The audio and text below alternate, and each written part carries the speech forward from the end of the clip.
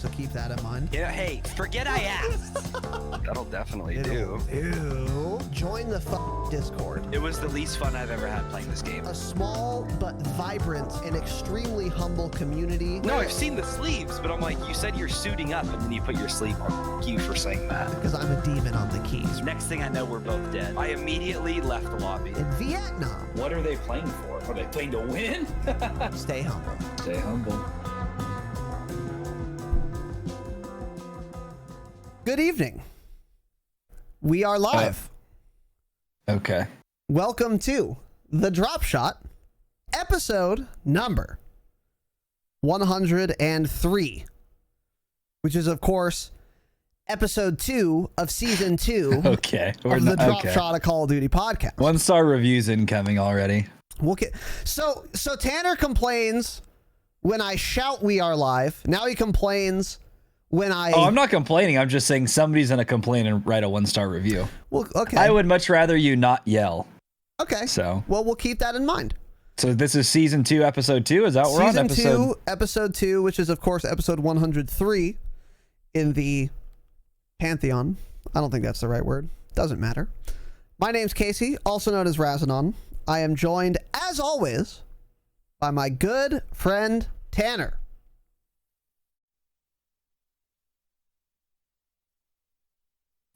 Hello, everyone.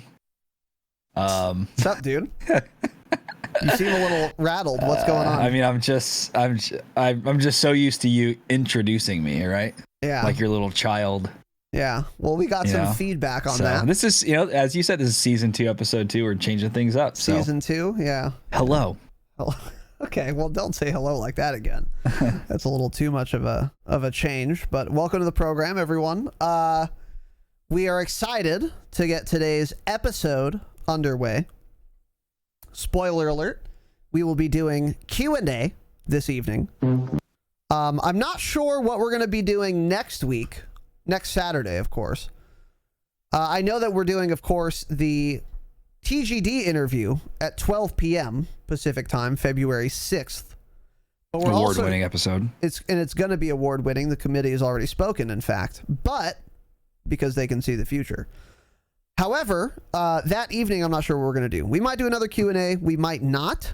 But we're also going to be doing pretty soon our State of the Game address for Cold War. And I think we're going to roll Warzone into that. So we're going to bring back the State of the Game address, which I'm pretty excited for, actually. Mm-hmm. So those things are on the horizon. But anyways, tonight will be Q&A. But first, some announcements. Welcome to our new gold patrons. And once again, good job, boys and girls, because this is a list I can work with. This is a list. This is a number of people where I'm comfortable continuing the episode and not holding it hostage. So welcome to our new gold patrons: Anthony S., Brian B., Ben S., and Yesem. Welcome. Yesem's been here quite a while, just joined the Patreon. Okay, join sooner, but it's not a problem. It's Jesus. fine. That's fine. It's a joke. Welcome. And then to our new Damascus patrons, Christopher C. and Raging Dusty. Welcome. New Damascus patrons. And Cody O. upgraded from gold to Damascus because he was so supportive and enthusiastic about the Patreon in general and the caliber of the episodes, of course, that we have there, that he decided this is $5 enough a month? Not enough. I need to give them more because this content is so fucking fire, which of course it is. Right? I mean, of course it is. Speaking of fire Patreon episodes, we released our final 2 for the month of January. I think our latest episode came out today, this afternoon, and then our 3rd episode for the month came out yesterday. As always, 4 bonus episodes per month. Patreon.com/thedropshot.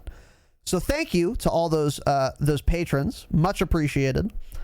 Our our third episode of this month, which released like 2 days ago, was about Cold War. Cold War, kind of like weapons slash attachment guide. But we also talked about like play style and strategy and how to use certain classes of weapons, and therefore what attachments you should use based on what you want out of those guns. So I thought that episode actually went quite well. And then our very last episode was basically what we had planned to talk about on episode 101. Kind of reflections on the year, predictions, goals, things like that.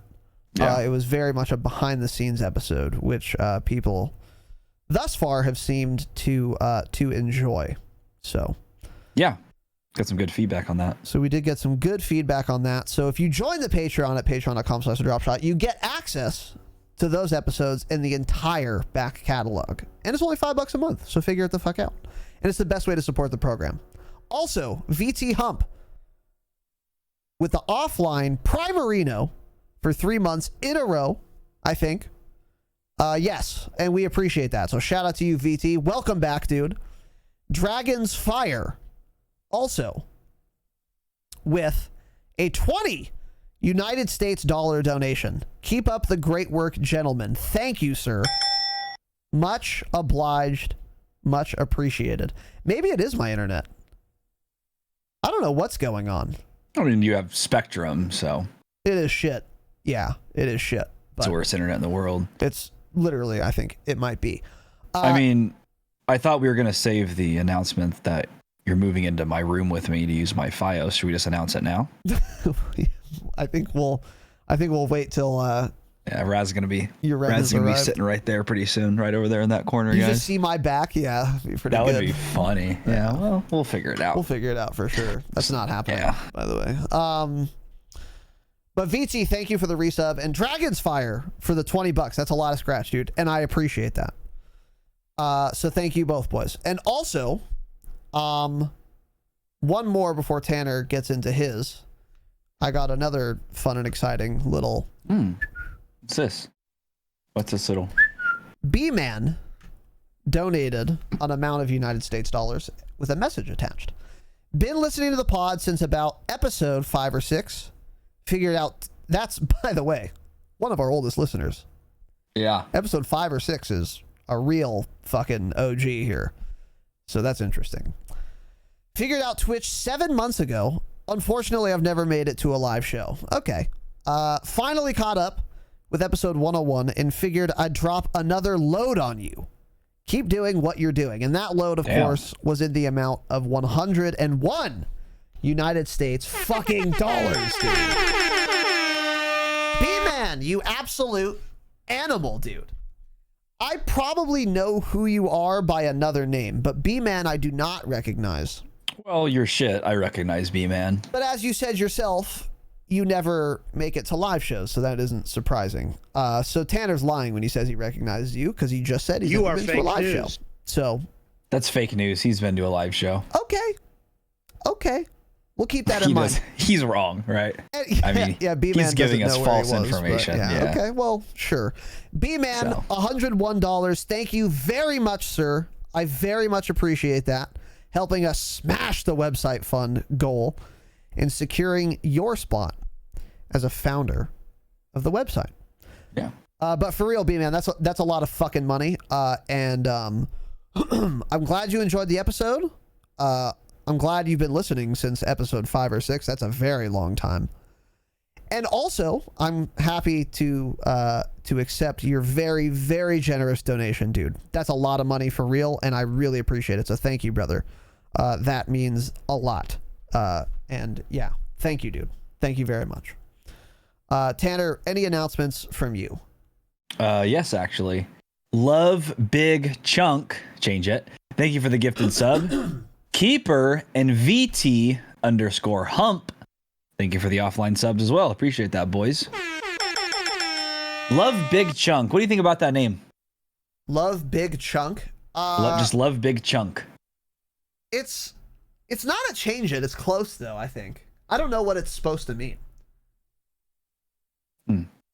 He loves big chunks, I guess. whatever that means. I guess he does. So It's a chunk lover, yeah. it's a change it. I'm mad now. Yeah, it's a change it. Okay. So, anyways, gee, I have something in my throat, and it's not Cox. So That's the first. So Oh, I can't wait to get into this unboxing here. I'm so excited. Dumb. Hey, J-Bomb, welcome. You need to fucking chill out, brother. You need to chill out. Spamming pink fucking eggplants in chat here, young man. But welcome. Anyways, ban him if he does it again, mods. Permanently. Don't ban him permanently. Give him like 10 minutes or whatever. Anyways, next announcement. Customs were fun last night, but we're going to change them up a bit going forward. So firstly, we are running a vote on what we want to do next week. Now, if you go to the Discord and go to the Warzone, or excuse me, go to the Discord, go to Gold Chat, the text chat, and see pinned messages. The most recently pinned message from me is a poll on what you want to do next Friday. So one of the options is no rules, everything's allowed. Another one is ban only snipers, so you can use anything you want except a sniper. Another one is some like real goofy meme shit that I think could be fun. For example, pistols only. I think that would be fun to do Warzone customs with only pistols. I think that would be pretty interesting and cool. Or some other meme thing like that. So we can do like custom loadouts with like a nice built-up pistol or what? Yeah. Okay. Yeah. It's a possibility. Okay. It's an option on the poll. But it could also be not pistols. It could be something else, like only fucking Mark IIs. Or, you know, something like that, you know. Some other interesting kind of meme-like rule set. And then our fourth option is Cowboys versus Indigenous Peoples. And basically what this would be... You mean Cowboys versus... That's correct, yes, as some of the old frogs would know that. Yeah, imagine saying that word still. Yeah, well, you'd be a white piece of shit who should be shot in a video game, of course. But that's, of course, not us. We respect. Anyways. Basically, it would be one squad in the Warzone customs of 3 are the Cowboys, and they're allowed to use Magnums, 725s, and Mark II carbines.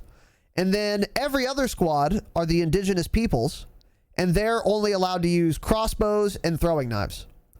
There are more minute details that we're going to flesh out with respect to perks, equipment, you know, operator skins, things like that, so that people can distinguish. But that's basically how that would work, and that's another option in that that poll. So if you're a patron, join the fucking Discord, link it to your Discord account, and there is a channel on how to do that, new patron onboarding.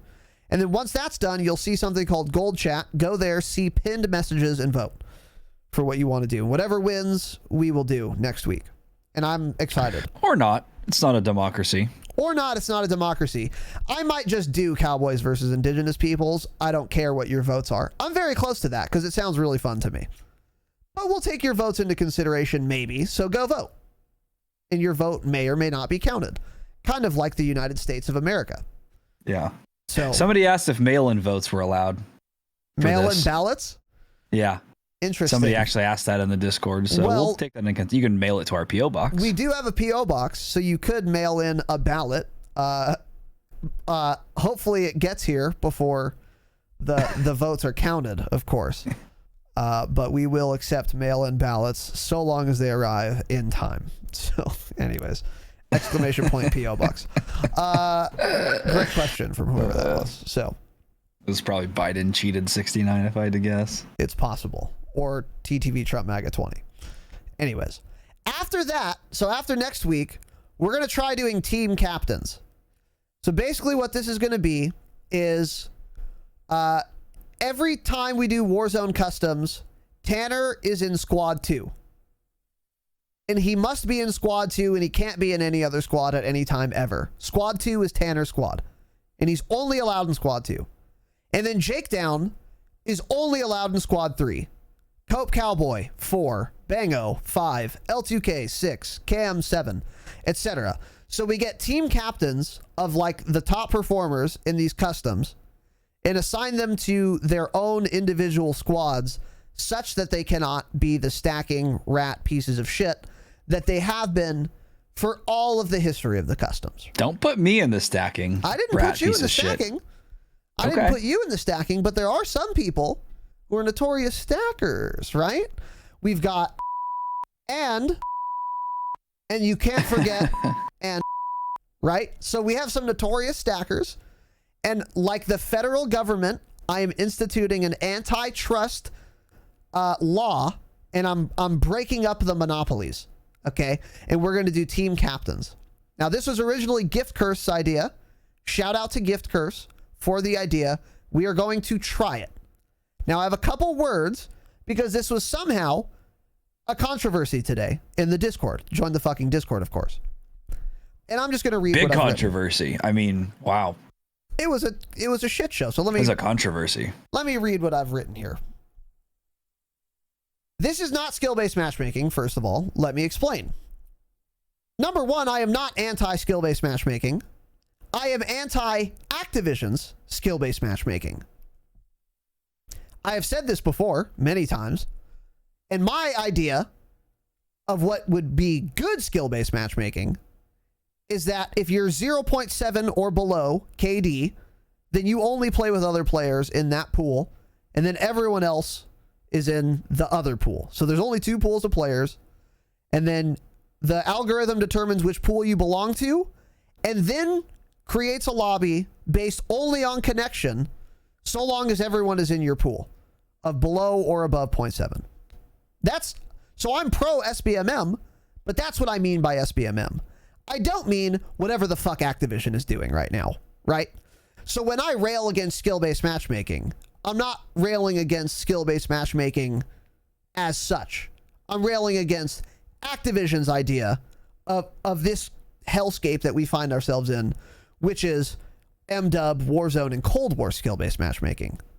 Because there's a difference between skill-based matchmaking and what they're doing specifically. It's a type of skill-based matchmaking, but it's dog shit. Number one. Also, SBMM occurs when you have a player base and then you decide who plays in which lobbies based on their skill level. However, we only it's like have a Jumbotron episode. No, it's not at all. This Okay. needs to be said, apparently. I agree with you. It's fucking insane that I have to explain this. I agree, Tanner.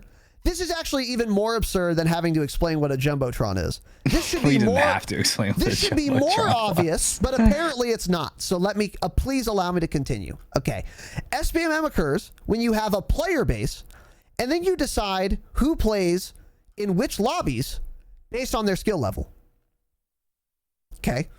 However, we only have a maximum of 40 players as a part of our player base, and therefore a maximum of one lobby. So if skill-based matchmaking means I take a pool of players and then put them in separate lobbies based on their skill, well, that doesn't make sense if we only have one fucking lobby, doesn't it? Because, oops, you can't do skill-based matchmaking with one lobby, and we can't do more than one lobby.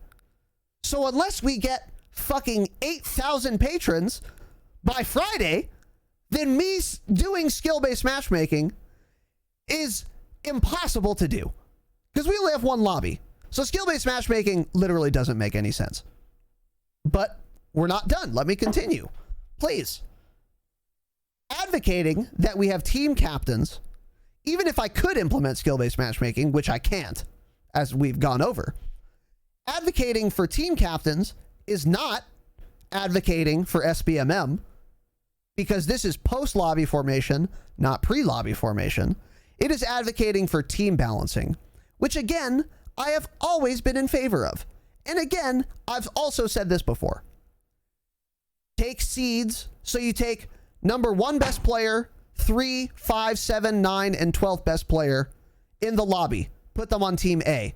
And then you take seeds 2, 4, 6, 8, 10th, and 11th best players, put them on team B. This is team balancing. I have always been in favor of this, and I've said as much multiple times on this program and in Discord. This is fundamentally different than skill-based matchmaking because team balancing occurs after the lobby is formed, not prior to the lobby being formed. And again, I've talked about this quite a few times on this program. So, for those of you who are saying, oh, I thought Raz was anti-skill-based matchmaking, what happened? Nothing, actually, because my stance historically on skill-based matchmaking and team balancing is entirely consistent with the idea of using team captains in our Warzone custom lobbies. Now, should I just go get another beer now or what? I'm done with this part. Does anyone have any questions? Everyone tuned you out, so probably not. Does anyone have any questions? Balake is fucking snoring right now. Well, yeah. he's done that before. While I was talking both times, it turns out, actually. So, Well, what does that say about you? That's perhaps a good question. But anyways, so there were a number of you. I wouldn't have done this if it weren't for a number of you trying to make this point. My position on skill-based matchmaking has not changed, nor is this evidence of that. So suck my dick. Suck my dick. That was fun. Somebody clip that one. Let's see what the time was on that. That was for sure longer than the Jumbotron by a lot. I mean, that was 4 minutes long. This actually needed to be said, though. So, okay. I didn't think this would be necessary or be an issue earlier on, like having to make team captains, which is one of the reasons we are only now doing this. So, like, Gift Curse suggested this quite a while ago. And at the time he suggested it, I was like, we don't really need to do that because the teams seem like pretty fair anyway. Like, I don't see the need for this. But since then, it's now more obvious that something needs to be done about these disgusting stacking rats. These pests. I mean, I have fun. I win numerous games pests. every time. Well, because you're a stacking pest, right? You're a stack pest. You're a stack pest. So anyways, so we're going to try it. Now, again, we're just going to run the experiment and see how it goes. I think it's going to work well. I think it's going to make the games more fun for everyone. And, you know, we'll see how it goes. But some people are malding about this. Guess who they are, by the way. And, guess who they are, by the way. And I don't know why, because this is just going to be better. We're going to be doing team balancing. That's what this is, which I think is fine, and which I'm excited for. And hopefully it'll be more fun for everyone if we do this. Now, there were some concerns. One person said, does that mean I have to have this? If I'm a team captain, does that mean I'm going to be running with the same squad all night? No. So if Tanner is squad 2, that's it. Whoever joins on Tanner, as long as they're not a team captain, can change from game to game. So Tanner can play with 2 people game 1 and then 2 different people game 2. You don't have to keep the same teams. The only constant is that you'll never be on the same team as another team captain. And then look, we'll do it. We'll see how it goes. If people are having more fun, we'll keep doing it. If not, we'll maybe try to think of another solution or just go back to what we were doing before. But I think this should be fun. What are your thoughts on this, Tanner? I mean, I like the team captain thing. I think it'd be fun. I mean, bottom line, if you guys want to see this happen, just join the Patreon, right? You guys just listened to a 10-minute rant about it, so now you're forced to join the Patreon, because otherwise none of this pertains to you. So yeah, I mean, I get it. People are upset because they're getting shit on. I understand. I said this in the Discord earlier. It's like you can't ask good players to play poorly because they actually have to try to play a lot worse. It's impossible. Than if they just played normal. Like, they have to purposely miss shot. It's just weird. It's easier said than done. When you're that good, you can't. I think you can't just choose to. I mean, you can choose to play stupid, but what's the point then? I mean, it's just you literally have to purposely miss shots. Just be like, oh, I'm not fucking good. So it's dumb. Yeah. But nobody. There will always be somebody who doesn't like the way we do it, but I think it's been pretty good so far, and we've got some good ideas coming down here. So join the fucking Patreon and join the Hangouts on Friday. Yeah, agreed. And then other people have made suggestions as well, like don't do team captains, just do a KD cap per team, Well, here's what we're not fucking doing when we've each had 8 glasses of scotch, is busting out our fucking calculators and averaging the KD of each squad, especially when we have to reform the lobby after every game. There's no fucking way we're going to that effort. That's I mean, in theory, that's probably the best solution. Just have a KD cap of some kind. But it's not practical at all. So we're not doing that. So I think the team captain idea is good because it splits up the best players. Obviously, it's not perfect, and not every team is going to be as skilled as every other team. That's literally impossible to do. But it'll at least be more equitable. And maybe it'll be more fun as a result. And maybe not. And if it's not, oh no! One of the customs wasn't as fun for you as it was last time. You'll live. You'll figure it out. And then we'll do something else. Like, this isn't the fucking CDL rule set that we're deciding on here, guys. Not that serious. And if this a team captain idea turns out to be shit, we'll change it. Not a big deal. So just fucking relax. We're going to try it and we'll go from there. But anyways, that's that. Also, that was fun. That was fun and exciting. Well, you rats. These announcements are longer than episode 101, the award-winning episode. That's not true. We're almost done. This one's going to be interesting, though, Tanner. Wouldn't you say? This next announcement here? Oh, yeah. Have you actually opened it yet? No. Oh, okay. I know what it is, of course. But of course, yeah. So, we both know. We knew immediately what it was. Okay. Oh, of course. So let me tell you guys a tale. So we got a P.O. box. Okay? We got a P.O. box, ! P.O. box in the chat. Send us things. And we announced this on episode 101. So I get a PM from Gift Curves a couple days ago. He says, hey, whatever, I sent you something.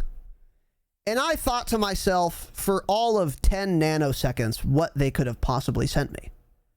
And I knew instantly. Because I have a giant brain. A giant brain. So let me give you guys a little insight into how this conversation went, okay? So, here we go. Class, if you could turn your attention to the screen, please. Wait, hold on. Are these the same picture? God damn it. Are you that dumb? Hold on. What's that KEKW you use, by the way? What the fuck is that? You can't use our own KEKW. I don't know. It doesn't matter. Let me see here. One moment, please, boys and girls.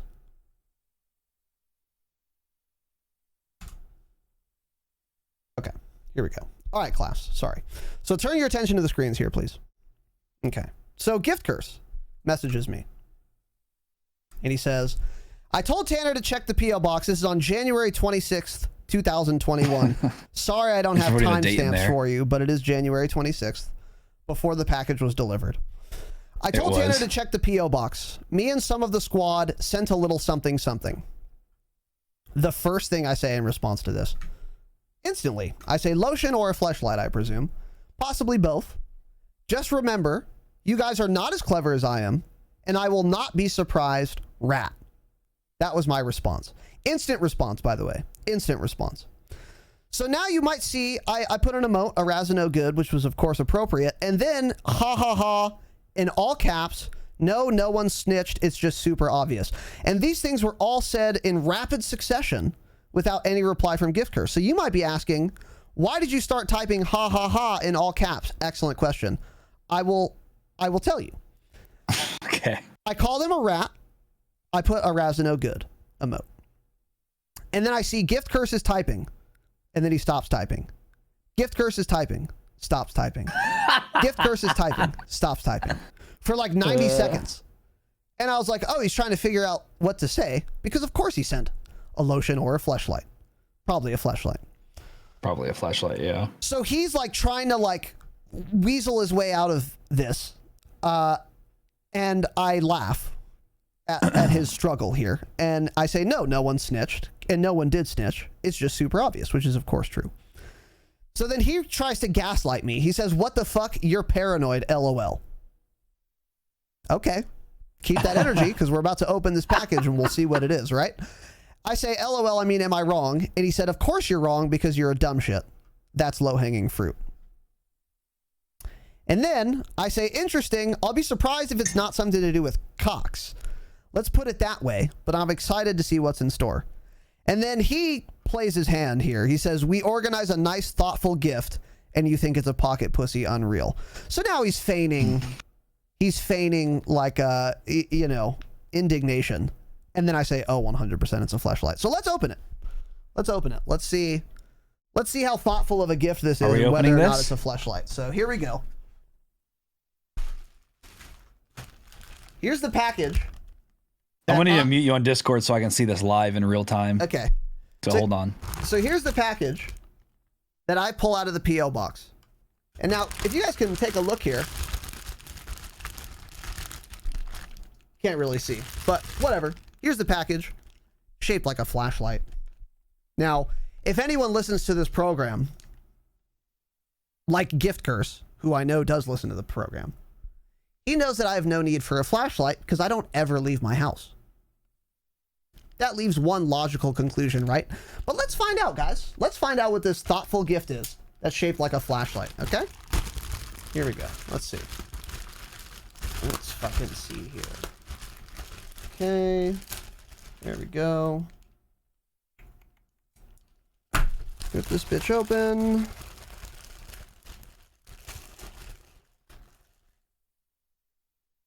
What do you know? Now, I'm not going to unscrew this lid because I'm not sure if it's TOS2 or not. So I am... Okay, what the fuck? Ew!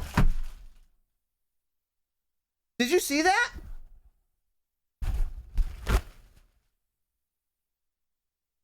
What the fuck? Hold on.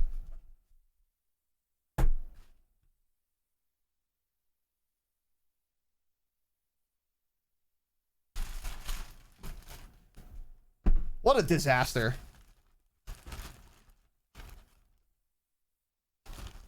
Oh, cool.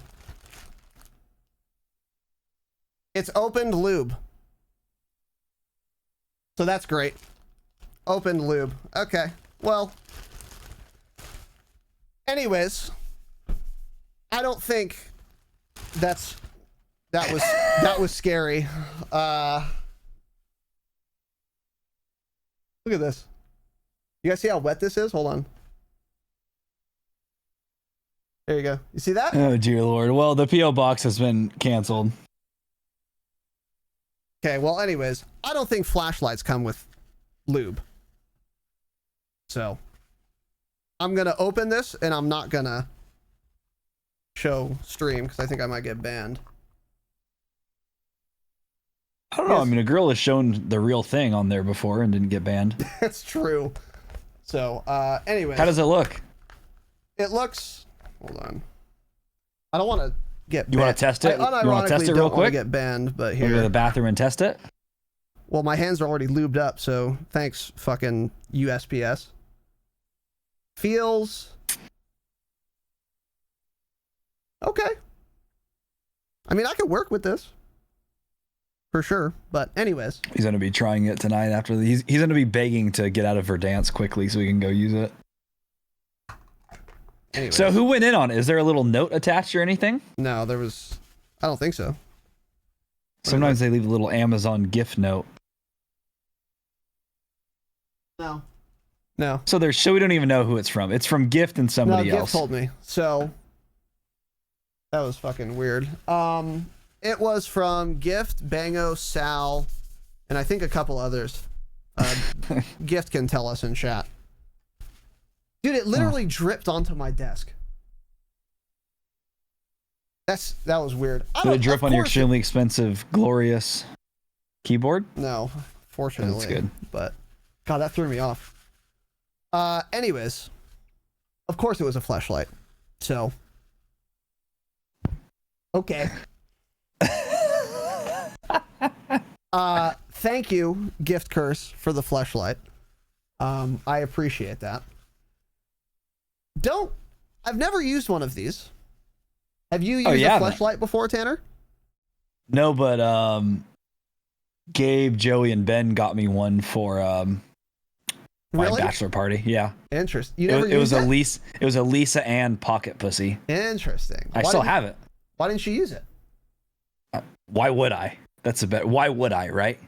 Well, Do people actually use them? I tell you. I mean, it was. I can tell you. It was who's gonna use $20, them. and it was from a sex store. Who would use that? This guy.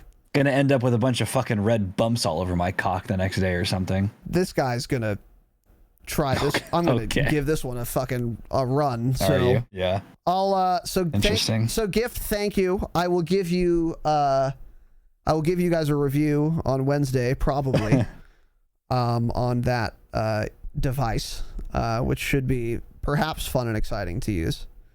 A little weird, but it's pretty weird, dude. They even try to make it look like it's pretty weird.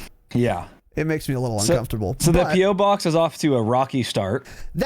So here's the main point. Gift Curse and Sal and whoever else, let us know who chipped in on that, and I appreciate it, kind of, I guess. But number one, again, you guys aren't as clever as me. Stop it.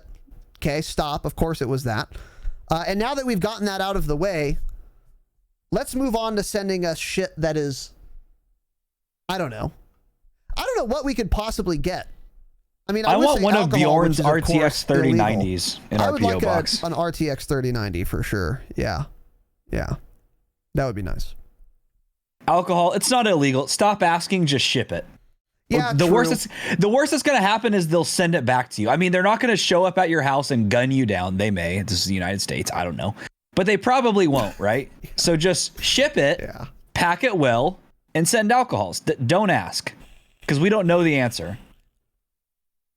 Yeah. So, I mean, either we're going to get gunned down and arrested or you are. So it's 50-50 chance. Just, take the chance. Yeah. True. So yeah, just send us alcohol, send us things. Oh shit, sorry. Send us things other than that.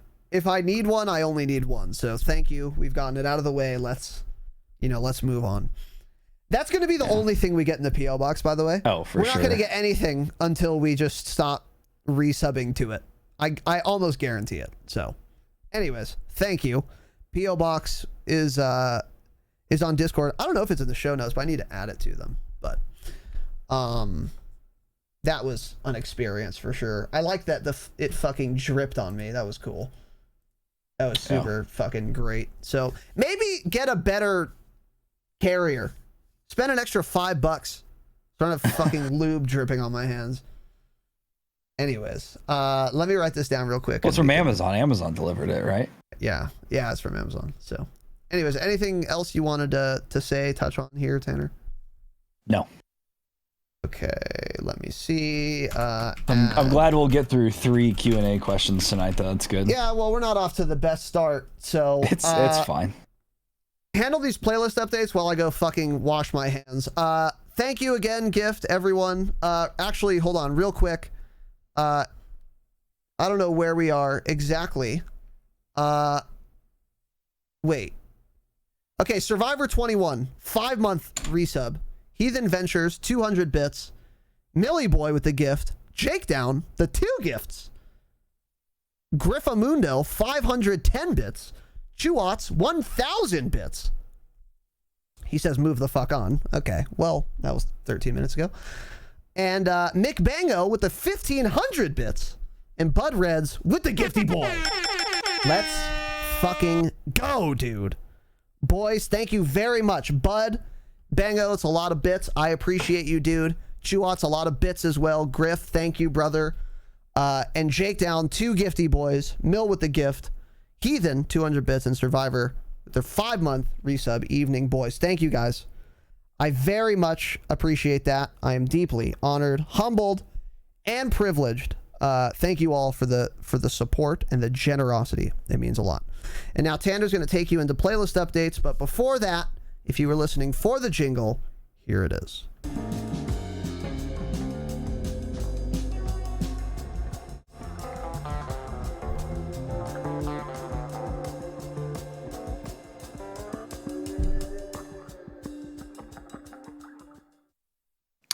All right. So now that that's done, I'm actually deeply sorry that those announcements took 40 minutes, I think.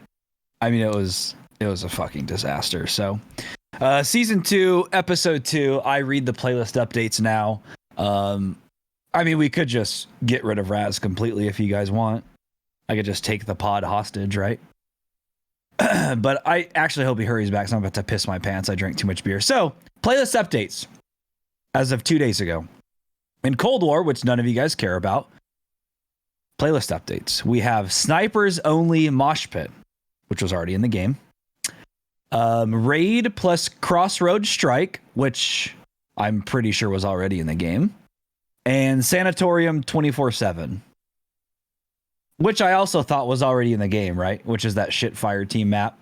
Well, I've heard it's a good map, but in terms of the mode's fucking awful. So yeah, Nuketown, Face Off, and Prop Hunt are all still available to play as well. In terms of Warzone, as of 2 days ago, we have Rebirth, Resurgence Trios, and we have BR Buyback Quads. Oh, I forgot that's in, actually. Okay. So that's the one where if you have a certain amount, I think it's $4,000, you automatically spawn back in without having to be bought back by your teammates. So that's fun. That's definitely a better game mode. Yeah. I mean, it's more action packed than just always being fucking dead. It's 4,500, but you drop 4,500. Okay, yeah. You each drop with 4,500. So I was playing that a little bit, pretty toasted, but it was fun. With Bang, L, and Cope, and we would just drop on a buy and just immediately buy a loadout. So the risk is high because if you die, you won't respawn, but the reward is high because you can just shit on people who don't have their loadouts yet. So it was fun. It's fun, and we should try and play that tonight if we can, or not. Okay, it's up to you. Doesn't matter. Okay, whatever. I'm going pee, so I don't care what you say or do now. All right, go ahead. So, anyways, that's playlist updates. Yeah, it's weird. I don't think we had Snipers Only Mosh Pit. I think we had like Gunfight Snipers Only, and now it's Mosh Pit. But whatever. So those are the playlist updates. And that is that. So now we're gonna do our next section here, which is Q&A, and we're gonna pick up, where we left off, starting with Legendary Horny. Change it, of course. What kind of music do you all like? My intuition is that Casey has shit taste, which is of course false. So we've talked about this a lot, and I'll answer for Tanner. I don't really listen to music. I just listen to podcasts, if anything, but even then, I don't know. I don't really listen to music. If I do, I just put on like the top 50 songs right now on Spotify. And usually it's just Taylor Swift playing, which is the only reason I listen to her. I'm not actually a fan. That's what Tanner would say. And then I would say, we've talked about this before, metal is my primary music of choice. Thrash metal in particular, very good. Sludge metal, prog metal, but a lot of types of metal I'm a fan of. So I don't know if that's shit taste to you or not, but we've talked about music quite a bit, especially recently. So I don't know. Go back in the archives, dude. So figure that the fuck out. Next one here is from Raz with 2 Z's, which is of course a change it, which we'll get into. Was watching Razanon do a first impressions of M-Dub, and in the game chat, someone called Tanner a fucking pussy. Raz, why do you think that was? I don't know. What these chimps say on Call of Duty, as if there's some logic to it. They said that because he killed them and they got mad. That's my answer. I don't know. Or Tanner was camping like the rat that he is, and he does, of course, I don't camp all bro. the time. Okay. So. Does my voice sound like that, the way you made fun of it?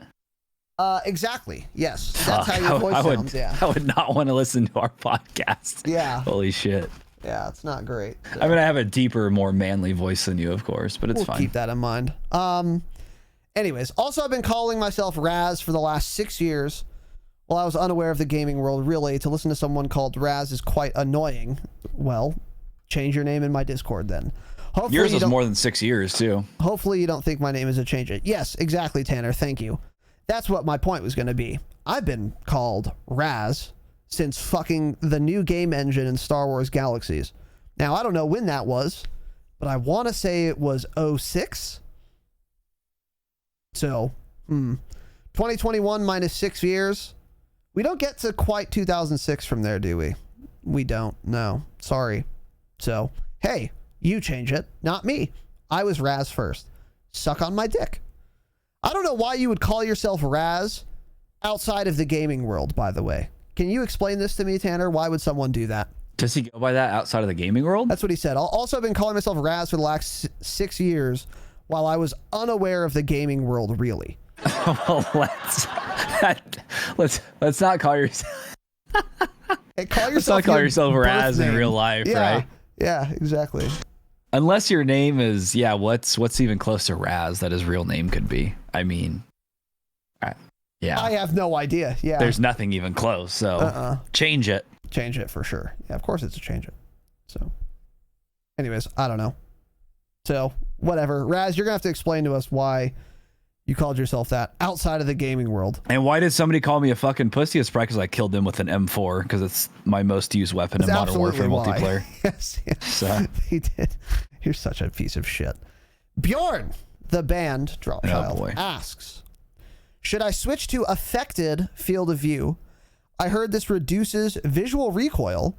However, doesn't it make you zoomed out? What is the deal with this, and should I switch? It's actually a good question. Independent versus affected field of view. Interesting question. Yeah. So I currently use independent field of view. I think it's better in Warzone because independent field of view zooms in your whole screen. So basically, let's say you have a growl, you zoom in, you right click. With independent FOV, your character is zooming in, like I would say about as much as like a 2x optic does. Would you say? Is that about fair? It doesn't zoom you in that much. It just collapses your field of view that much. So it makes the characters appear bigger horizontally, because when your field of view gets collapsed, everything that's still on the same size screen is elongated horizontally, but not like vertically. It's hard to describe. It's hard to describe. It does make it feel like it's pretty zoomed in, though. Yes. So I would say, yes. In Warzone, I definitely prefer independent. Now, when we started playing Modern Warfare, I was always on affected field of view, where it's just your screen looks normal when you're holding a gun. You ADS, nothing changes pretty much. I mean, you still see your wide field of view. It doesn't change. So that's better, I think, on multiplayer, just on smaller maps in general. But on Warzone, I prefer to use independent because when I zoom in, or when I ADS'd, it feels like I'm zooming in more. So that's what I like. I think most people use affected because I'm pretty sure affected is default, isn't it? I think so, and almost everyone uses it, yeah. Almost everyone uses affected. I actually originally switched to independent because TGD did that, and I think he has since switched back. I'm not sure about Warzone, but on multiplayer, I'm pretty sure he switched back to affected. We can ask him about that on the episode. Actually, we could. So that's me because there's definitely the downside, Bjorn. Like you're saying, it does seem like I have more recoil because there is more visual recoil. I mean, it makes sense. You're more zoomed in, so you see more recoil versus affected. So I think it's still worth it for Warzone because it helps you see people easier. And when you're playing a game where you can't see people, that's pretty helpful. So that's where I'm at. Yeah. So basically, Bjorn, because you're more like zoomed in scare quotes, I'm just going to say that from here on out. It does appear like you have more recoil just because your gun is, because again, you're like more zoomed in. So, the same amount of recoil will look bouncier. This is why it's easier to hit someone with like a 1x than a 10x if they're like close to you. Is because if you have a 10x and you start shooting and you miss and you recoil a little bit, you won't even see the character anymore because your 10x zoom is like off of them. Whereas 1x, you still stay like they're still on your screen. It could be worth it. I've played with this. I started with affected. I went to independent because I saw TGD uses that. And then Itchy, friend of the program, said he uses independent for Warzone for the reasons Tanner just mentioned. It makes it easier to like see people and shoot them. I switched back to affected though because I still like having the extra peripheral vision that a wide field of view gives you, even while ADS'd, so that I can maybe see his squad mates running around next to him or some other team or something. But I think it is definitely worth trying each type of field of view and deciding for yourself. Particularly in Warzone, they both have very big upsides that I think are worth investigating. Yeah. I wouldn't even say one's better than the other. I think they're both good. They just do different things. But this is something you should play with. Go ahead. Yeah, it is hard to pick. Like it's not something where if one person is using affected, I'm like, oh, this guy's a fucking moron. It's just he's using affected, I'm using independent. I also haven't tried affected in actually like probably 6 months on Warzone. So, I mean, maybe it is a lot better and I just haven't even tried it recently because I've been on independent the whole time. So I don't think there's really a right or wrong answer. It's whatever you prefer, but most people seem to use affected from what I've seen. Yeah. Affected, I think, is just better for multiplayer. I think that's why a lot of people started with that. I wonder if that's why I think the AMAX has so much recoil is because I use independent. Ooh. And maybe the people that usually use it are using affected. It's possible. Because no matter how I set it up, I think it has way too much recoil. And that's honestly probably why. Yeah, you should try that. Yeah. Maybe I should try affected tonight, actually. I'm going to do that. Yeah, we'll try it tonight, Bjorn. We'll get back on this. We'll test out the pocket pussy and we'll test out affected field of view and get back to you on Wednesday. We'll do both of those things for sure, yeah. That'll be on a different website. We'll be broadcasting that stream. So gonna stream it live, yeah. Okay. Pritch asks, what's your favorite Keanu Reeves movie and why is it Point Break? These people love movies. It's not. Why do they all love Keanu Reeves, too? What the fuck? Yeah, he's cool, I guess. It's fine. He's not. Everyone hates Keanu Reeves. Really? I mean, I think he's fine. I just have beer all over me. I'm a disaster today. I'm sorry, boys. I mean, look at this. I mean, it's. I should just change my shirt, looks like honestly. My chair. I'm a child, actually. Yeah, of course you are. So, the best Keanu Reeves movie is a movie called Hardball. Have you seen that? Neither seen nor heard of it. It's an interesting movie. It's one of those movies that's probably rated poorly, but I thought it was really good.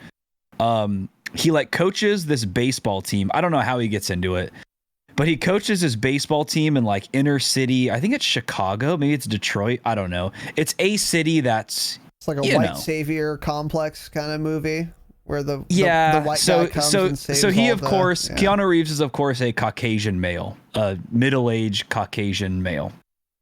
Okay.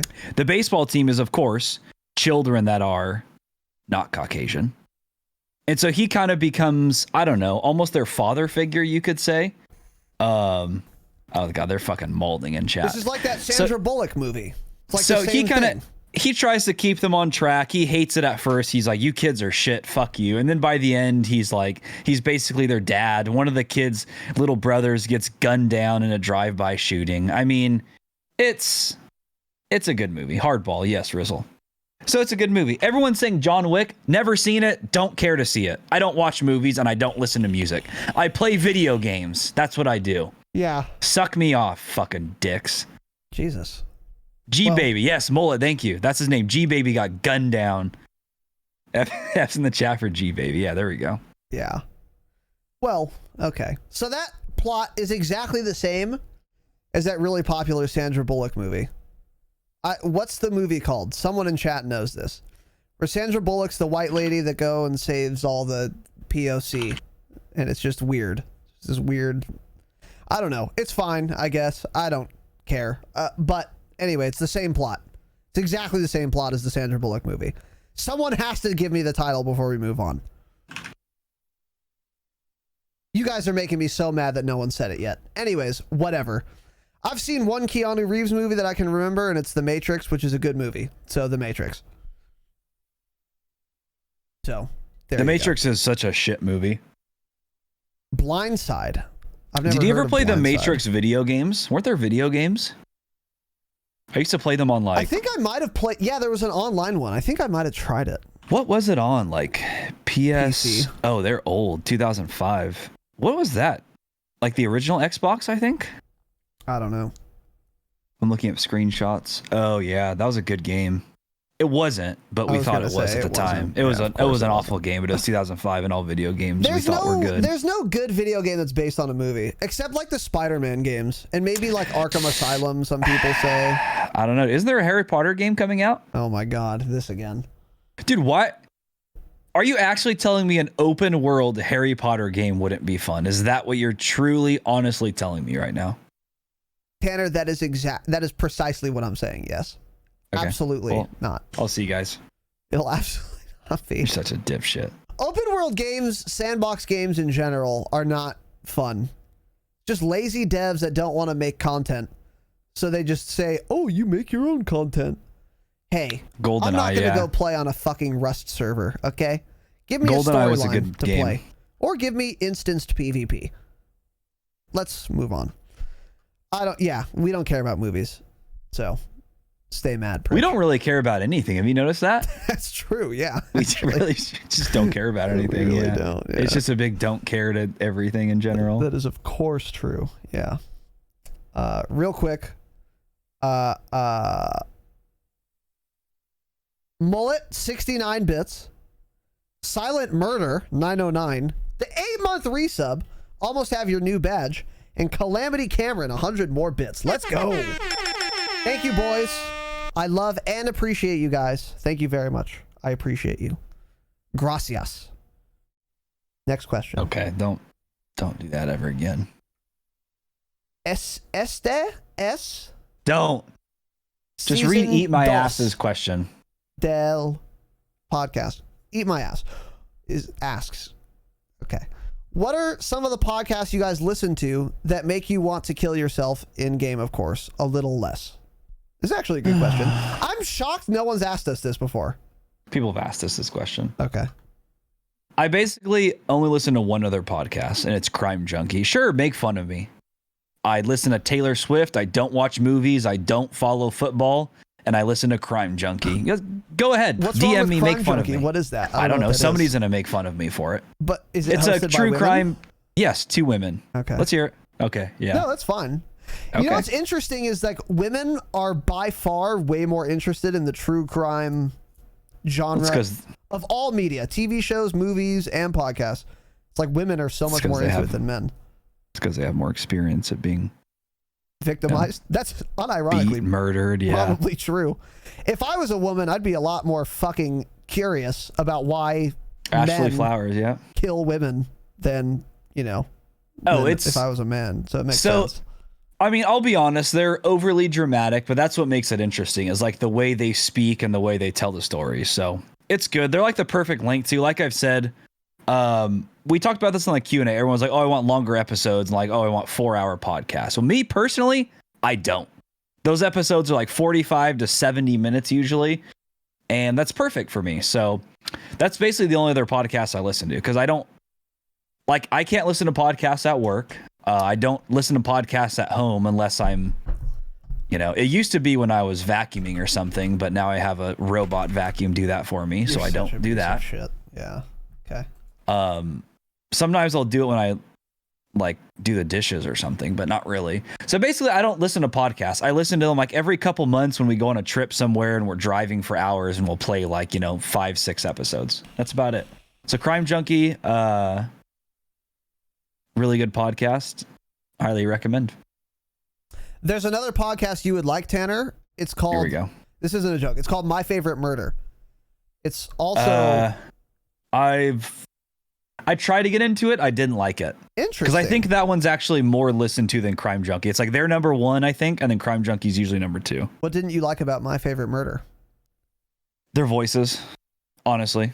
Once you listen to Crime Junkie, you'll realize like how soothing Ashley Flowers' voice is, and you'll just listen to it. Well, now it's getting weird. Yeah, can I borrow that? I'll bring it over to you. Yeah. Okay. Well, I liked My Favorite Murder. I listen to so many fucking podcasts. Well, you're also dumb and low IQ, so. Okay, sure.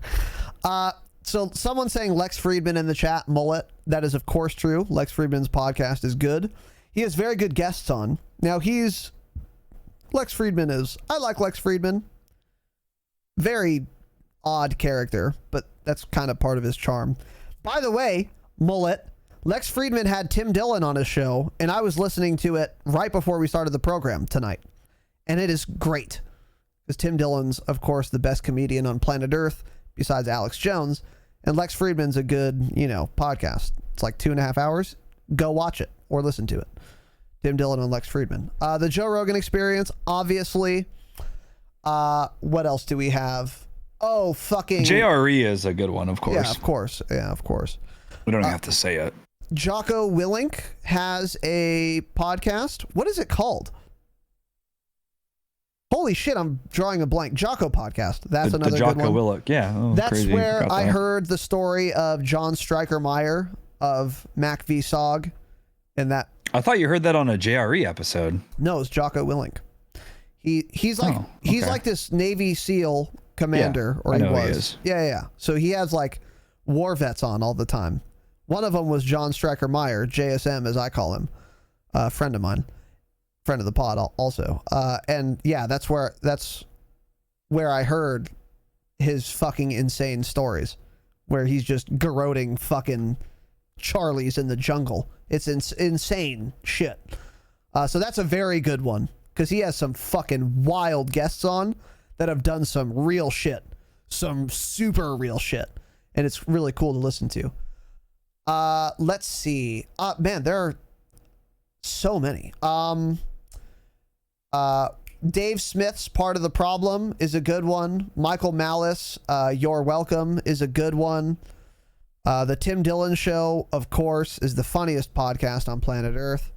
And there are more. I can't think of them. I listen to so fucking many. It's stupid how many I listen to. If you go to the Discord, go to the About Me and FAQ, there is another list of recommended podcasts I have, some of which I probably didn't mention right now, and I listen to more than those, but you can take a look there as well. But I love podcasts. That's why we started this. So anyways. Yeah. Cool. Next question. Okay. Will Prop Hunt be added as a CDL game mode? No. Thanks, Gododo. Next one. Next one is from Bjorn. I mean, it would probably be more exciting than regular CDL, so It maybe might be should more competitive than Search when you're trying to abuse aim assist mechanics and calling it a competitive game. Prop Hunt actually might be more competitive, so maybe it should be in the running until we switch to, of course, keyboard and mouse. But that's a topic for another time. Bjorn asks another question. So Bjorn did well with his last question. It was a good question. Let's see if he can keep that energy, okay? And he hasn't. Is it bad that I reverse boost? Is how this question starts, and it's too long. Yes. By the way. Do we have to finish the rest of it? Yes, it's bad you reverse boost. Next question. Yeah. I mean, again, this isn't a democracy. Bjorn is 13 because this is Twitch. He's 13. Yeah, he's 13. He's 13. And we can do what we want. So Bjorn, if we don't want to answer your question, we don't have to anymore. We make our own choices. In season 2, we only answer the questions we want to answer. Yeah, this is season 2, Bjorn. Season 2 of the Dropshot. So we only answer questions we want to answer. I'll answer this. Is it bad that you reverse boost? Kind of. I just don't think it's worth the effort. Yeah, exactly. And I would feel scummy unless too. you're a YouTuber with 400,000 subs, then yes. Then make that money, boo-boo. I still think it's scummy. Unless you're Korean Savage. Shout out. Korean Savage admitted it.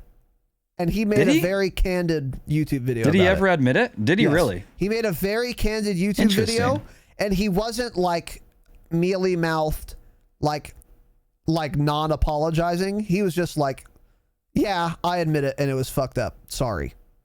Well, like he was like very candid about it, and I really liked his apology. Not even an apology video. I think he did apologize, but he just explained why he does it and stuff. And he wasn't like, playing a victim card or anything. It was a very good admission, and I really liked it. So shout out to Korean Savage. So it worked. Friend of the program. But anyways. Yeah. Is it a bad thing to do? Is it scummy? Yeah, it's a little scummy. But again, it's Activision's fault. Yeah. I mean, they've created the system. So the more people that abuse it, the more likely they are to actually do something. Now, are they going to do something? No.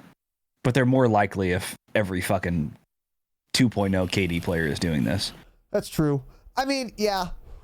I don't really have a very strong opinion on reverse boosting. You shouldn't do it, but it's like impossible to enforce from Activision's standpoint unless they take out SBMM. This is, by the way, one of the many reasons I don't like Activision SBMM is because it's gameable, which I said a year ago. And here's some 13-year-old making my point for me. Thanks, Bjorn.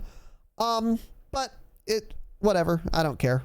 It's not the end of the world. If you want to waste all of your time fucking reverse boosting just to have a fun game, and then before you immediately get kicked back up to your normal bracket, go ahead and waste your time, I guess. I just doesn't seem worth it to me.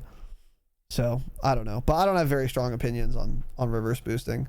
The problem is skill-based matchmaking. It's not reverse boosters, in my opinion. Anyways. Real Tucker Carlson with the hard-hitting journalistic questions. Yeah. Are you guys circumcised? What are your views on it? If you ever have children, what will you do? So good. I like this question. This is a good question. I'm fine. I'm fine with the question. Yeah. My answer is yes. What are your views on it? Don't care. If you have children, what will you do? Probably the same thing. Snip it. I don't care. Okay. Well, let's hear your philosophical approach to this dumb question. Let's hear it. Okay. I am circumcised. What are my views on it? It's just... Why is that funny? Everyone in America, basically. Anyways. I don't know. I just want to play the laugh track. Okay. What are my views on it? It's unnecessary. It's an unnecessary medical procedure. It's strange, actually. Yeah, it's a little strange. Fucking weird. And all of the like benefits that they supposedly incur on people are like specious or just not real at best. What is the reason they do it? Didn't it used to be religion? It's a Jewish tradition. Yes. Jewish, okay. Yes. So I'm not Jewish. And we are not, I am not Jewish. Not that there's anything wrong with Jewish people. Oh, of course not. No. Jewish people are, of course, friends of the pod. And we will need some when we incorporate soon. That's a joke. Jesus Christ. It's a joke. TOS alert. Hey. Somebody at the Twitch mods. People of the faith. People of the faith are very talented at business, and they're very, very successful. Look at the stats. That's not an insult, and it's not a slight. It's not a bad thing to be wildly successful, and that's what I've accused. It's not even an accusation. Let's move on. Yeah, my views are that it's unnecessary, and like all of the benefits that they infer upon people who are circumcised are like not really very well founded at all. Like one of the things is like, oh, it's more hygienic. Here's a thought: wash your dick. Right? Oh, it's more. You're less likely to get an infection if you're not circumcised. Okay. I'm less likely to break my arm if you amputate my arm when I'm born. Maybe let's not amputate arms when people are born to avoid broken arms though, right? So instead of chopping people's baby dicks in half, not really, but whatever, cutting them up, maybe just tell your kid to take a fucking shower, right? That's not crazy. It's not a crazy thing to say. There's nothing wrong with not showering though. Well, for me, there isn't because I don't leave my room. But when was the last time you showered? 2 days ago.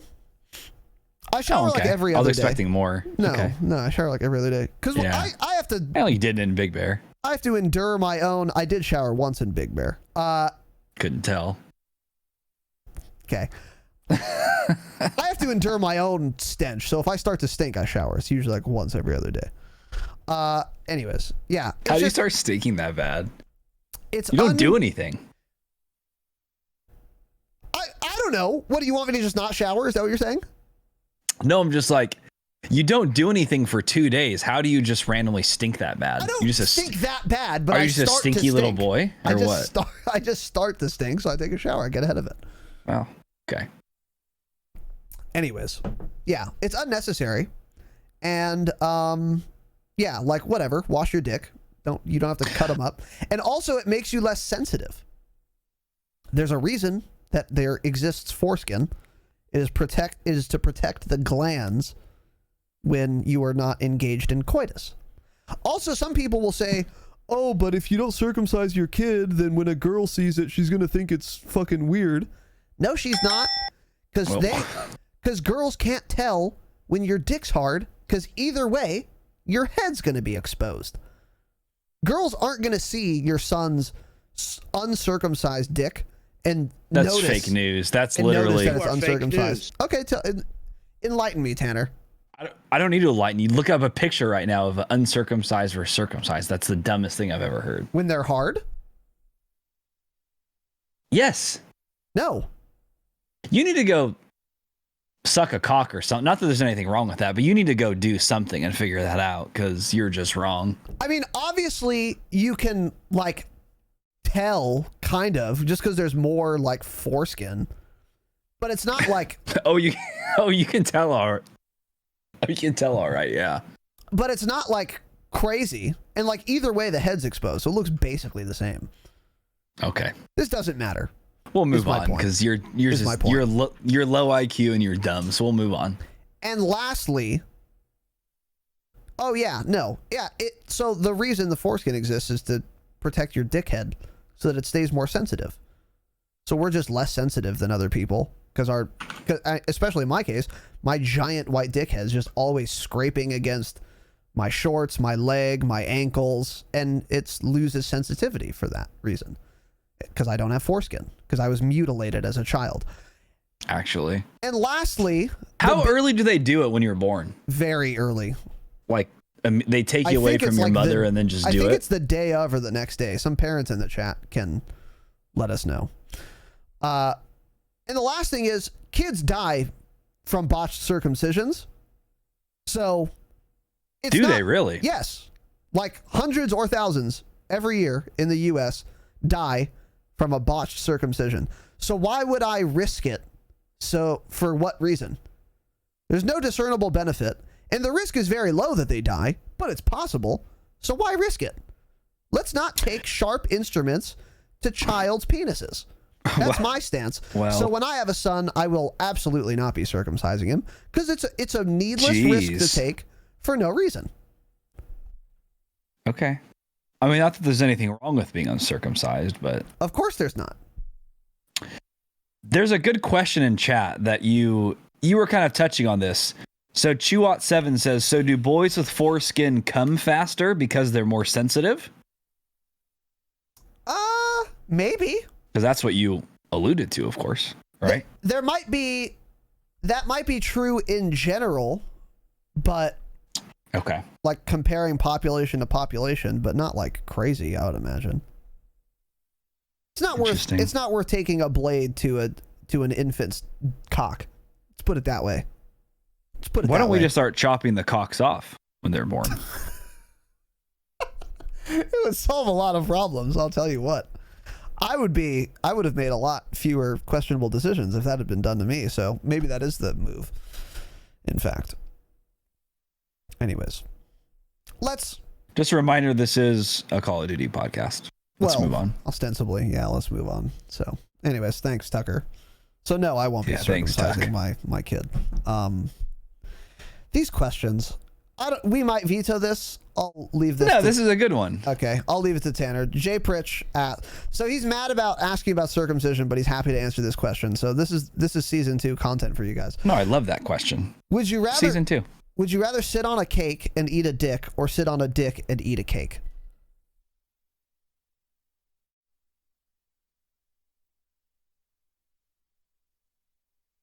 I'm thinking. I'm not here, listeners. I'm just thinking.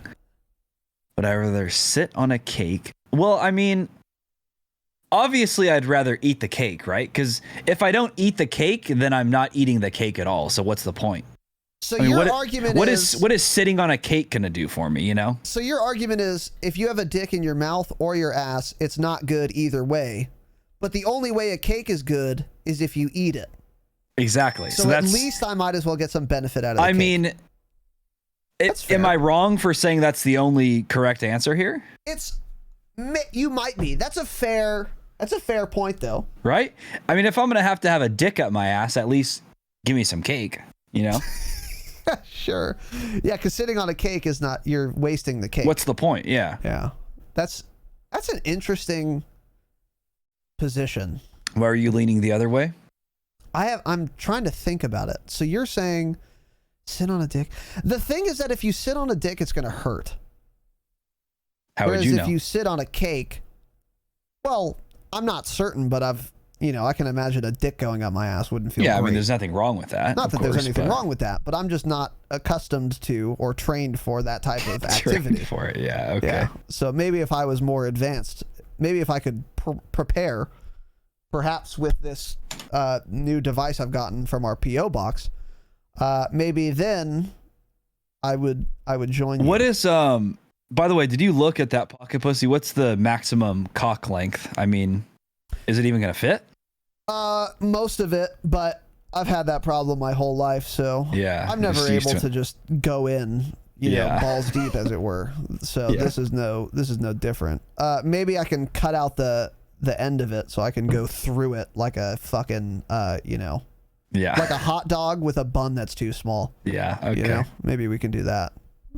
Maybe make that work. So This is a it's a Call of Duty podcast, as you this is a sexual. Yeah. I mean, in season 2 of the Dropshot of Call of Duty podcast, we don't talk about Call of Duty at all. It's it's looking that way so far, but it's a podcast about other things unrelated.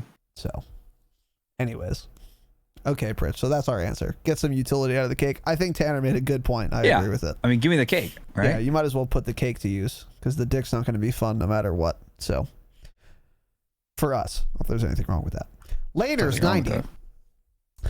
Do you think the aim assist has any correlation with the release of the new gen consoles? Seems possible that Sony has some sway with Activision due to the exclusivity. Is aim assist on Xbox and PlayStation equal in strength? It's a good question. Is it? I mean, I think the answer is yes, but I think it's a good question anyway, yeah. So you think aim assist has a correlation with the release of next gen consoles? I think it's just as strong on Xbox and PlayStation. Oh, yeah, it's as strong as on Xbox, PlayStation, and PC. On PC, it's even worse because you also have 350 frames, and I guess the field of view thing's the same now. But I don't know what aim assist would have to do with the release of next gen consoles. No, I'm not understanding that. Is he saying like last gen consoles, the aim assist isn't as strong, or what is he? Do you know what he's trying to get at there? I don't understand. The main question that I thought was good is aim assist on Xbox and PlayStation equal in strength? I think it is. I mean, I would imagine. I've never heard it's worth anything. Investigating. That's all I'm saying. Yeah, we could go to JGod or Exclusive A's, who are of course both friends of the pod, and have them test this. I'm sure, without questioning, without even thinking twice, they would immediately start testing because it's us. So it's possible, but I really doubt there's any difference, and I'm sure PC is just as strong. I doubt it changes anywhere. So yeah, it would be kind of weird to change. Granted, it's like it's on the server side, game side, not aim assist isn't like client side. Yeah. Right? I don't know. I don't know. It's actually a good question. I don't know if it is either. But either way, I don't think that it has anything to do with the new gen consoles, particularly because this game works on old gen consoles too. So if the aim assist is equally as strong as on a PS4 as a PS5, that kind of throws that hypothesis out, I would say. Mm-hmm. I don't think there's anything there. I think it's worth investigating if aim assist is any different on Xbox, PlayStation, and PC, but I suspect it's not because I feel like we would have heard about that by now. But it's something worth considering. So, good question. Next, from Ghosts. Are you guys thinking of having a sponsorship, even though the Vaping Viking is pretty much your sponsor? First of all, not to be a dick, but just to help you out, sponsor is SPONSOR, so you know. But anyways, what are your thoughts on this, Tanner? So, Vaping Viking is for sure a sponsor of the pod. You can call him that. There are a few other people now who are also, I would consider, sponsors of the pod. But in terms of an actual literal sponsorship, I honestly wouldn't be surprised if nobody approached us for a long time because of.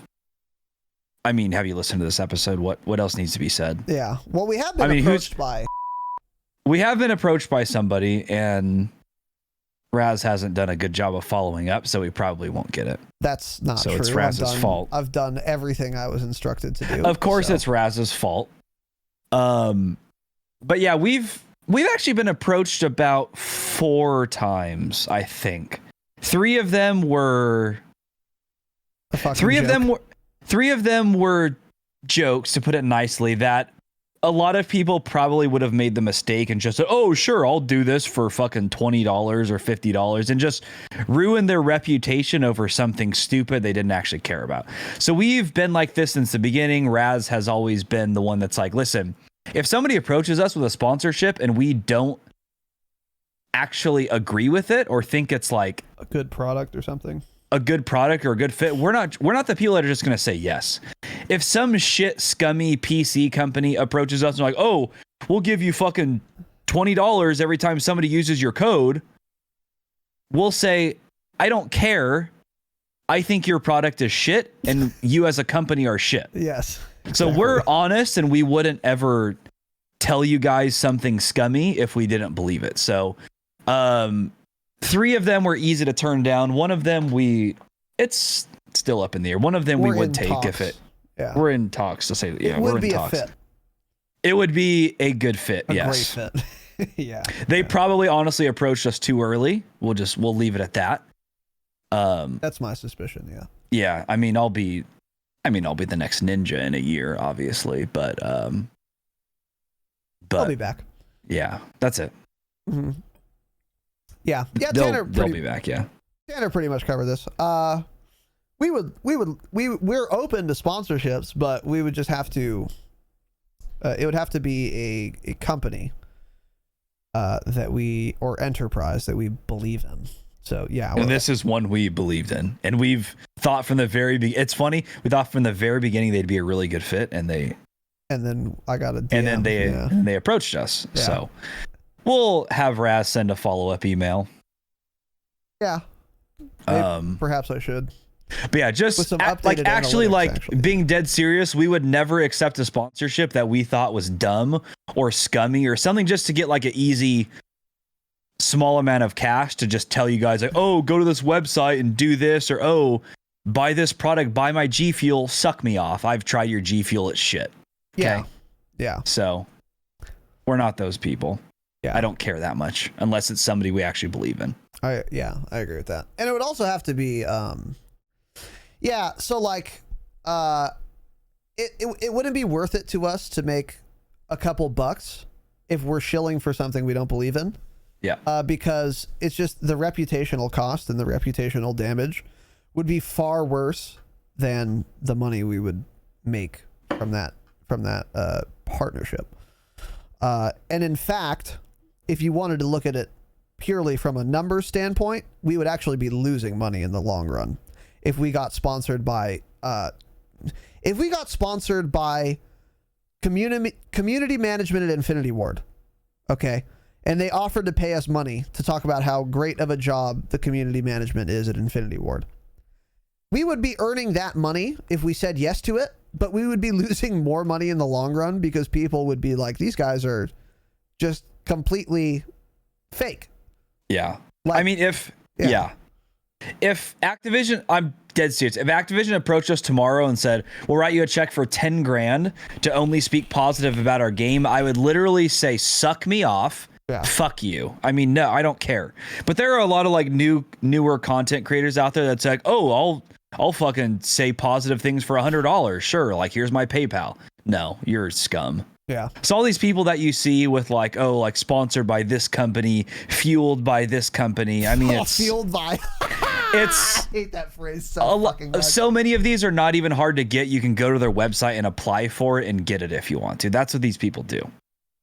So no, the majority of sponsorships you see, the client isn't really getting anything out of it. They're just making that company an amount of money for almost nothing, and just, in my opinion, ruining their reputation. Yes, exactly. And there Gift, are you can so do many. whatever. Yeah, we're not talking about that person in particular. They do, of course, apply, but there are a ton of people guilty of this, and we're just not doing it. It's not worth it. So, Yeah. Anyways, yeah, good answer, Tanner. Next one from real quick, actually. Raging Stream has hit me with the tier 1 Subarino for 1 month. Raging, welcome, dude, and thank you. Sorry, I just hit my mic. Do I sound okay? I should. You sound fine, yeah. Okay. I mean, you sound awful, but your microphone sounds fine. Okay. Raging with the tier 1 month. Thank you, Raging. I appreciate it. And welcome, dude. I am honored, humbled, and privileged to have you here, brother. Thank you very much, sir. And now let's move on. 2. Deacon Cheese, M-Dub Simp. Okay. Let's say Christmas Day, you guys wake up with 200 more Damascus patrons. And you decide that you're starting the pod full-time January 1st. Oh, interesting. I decided January 2nd, actually. Was that what it was? That's when I put in my 2 weeks. That's the day I came back to work. That's when I sent the email. Okay. What does your ideal schedule, this is a good question, for the Dropshot LLC look like going forward? Tanner, you said you wish you could go back to Alcatraz as an adult. I would also like Tanner to go back to Alcatraz as an inmate. So, anyways. Oh, it's not a, working. Well, Guantanamo Bay works. To appreciate it more, what other childhood trips would you like to revisit as an adult? Tanner. So question 1 doesn't apply to me. That's cool, I guess. Thanks, Deacon. It does. So I only get question 2. No, it applies to you. Okay. What does your ideal schedule for the drop look like going forward? I'll just let you answer it since you're the full-time person now. We'll get into it in the patreon.com/thedropshot. We'll get into it soon. What other childhood trips would you like to revisit as an adult? Interesting question. Oh, I mean, Alcatraz is one of them, sure. I don't really know, because most of my childhood trips were to Zion. We would go there every summer for like 7 to 10 days. The only place. And that was like the one big trip we would take every year. So I guess that's my answer. Zion National Park. I go there 6 times a year according to Raz, so let me just go a 7th now. Yeah, correct. Okay. Well, It's the worst answer I've ever heard, but that's fine. It's down there for sure. I mean, This is the worst episode we've ever produced. That's certainly possible. Okay. So, yeah. Ideal... I don't know why Tanner didn't want to answer this. Ideal schedule for the drop shot, assuming we were both full-time. Go pee. Great question. I would say... well, depends. I would like to relatively soon, inside of the next year, increase the number of podcast episodes to 3 per week on top of Patreon. That's what I would like to do ideally. And I think if Tanner and I were both full-time, we would probably have time to do that. So ideal schedule in that case would be like Monday, Wednesday, Saturday episodes of the podcast. And then everything else would stay roughly the same, I think. But I would like to do an extra episode every week. The only thing, though, is that we couldn't really do an extra episode and have it be about Call of Duty. Yeah. There's not enough to talk about. So that's one of the dumbest things you've ever said. 3 episodes a week. There's actually no reason to do 3 episodes a week. I mean, with Cold War right now, there's almost no reason to do 2 episodes a week. Well, the 3rd episode would be focused on not Call of Duty. That's what I'm thinking. Well, join the Patreon if you want more content, right? Sure. Well, anyways, that's what I would like to do. Because a lot of you guys don't even like this shit game anymore. And you want more podcast content that is not at all Call of Duty focused. And if we did like Mondays were like not Call of Duty related episodes, I think that would be pretty cool. And I think that could be popular. But then maybe we wouldn't even want to put it under the same umbrella for people who do listen for Call of Duty content. So I don't know how that would look exactly, but I don't know. Yeah. More Okay. streams too, more gameplay streams from Tanner. Yeah. I mean, nobody wants to see you stream, but me for sure. Yeah. Well, that's fake news, but Okay. I mean, you can stream Cold War. I'll stream Warzone, right? talk about Swotor and the Church of Mudclot. Peace be upon him for sure. Dude, what's up, man? It's been a minute. There's a Swotor old head in the chat, dude. You've got a couple SWOTOR guys in the chat tonight. Yeah, they pop in every now and then. They've been following for 7 years. They're not used to seeing me over fucking 5 viewers. So I've been following for 7 years and have what's never been going on subbed. But yeah, Shepard. Oh, Zatius, friend of the program. Good Sork. Very good Sork. Let's move on. What's up, dude? And thank you, Deacon, for the question.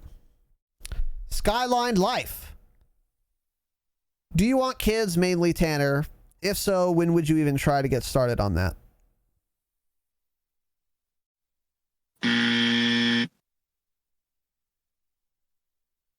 All right, next question.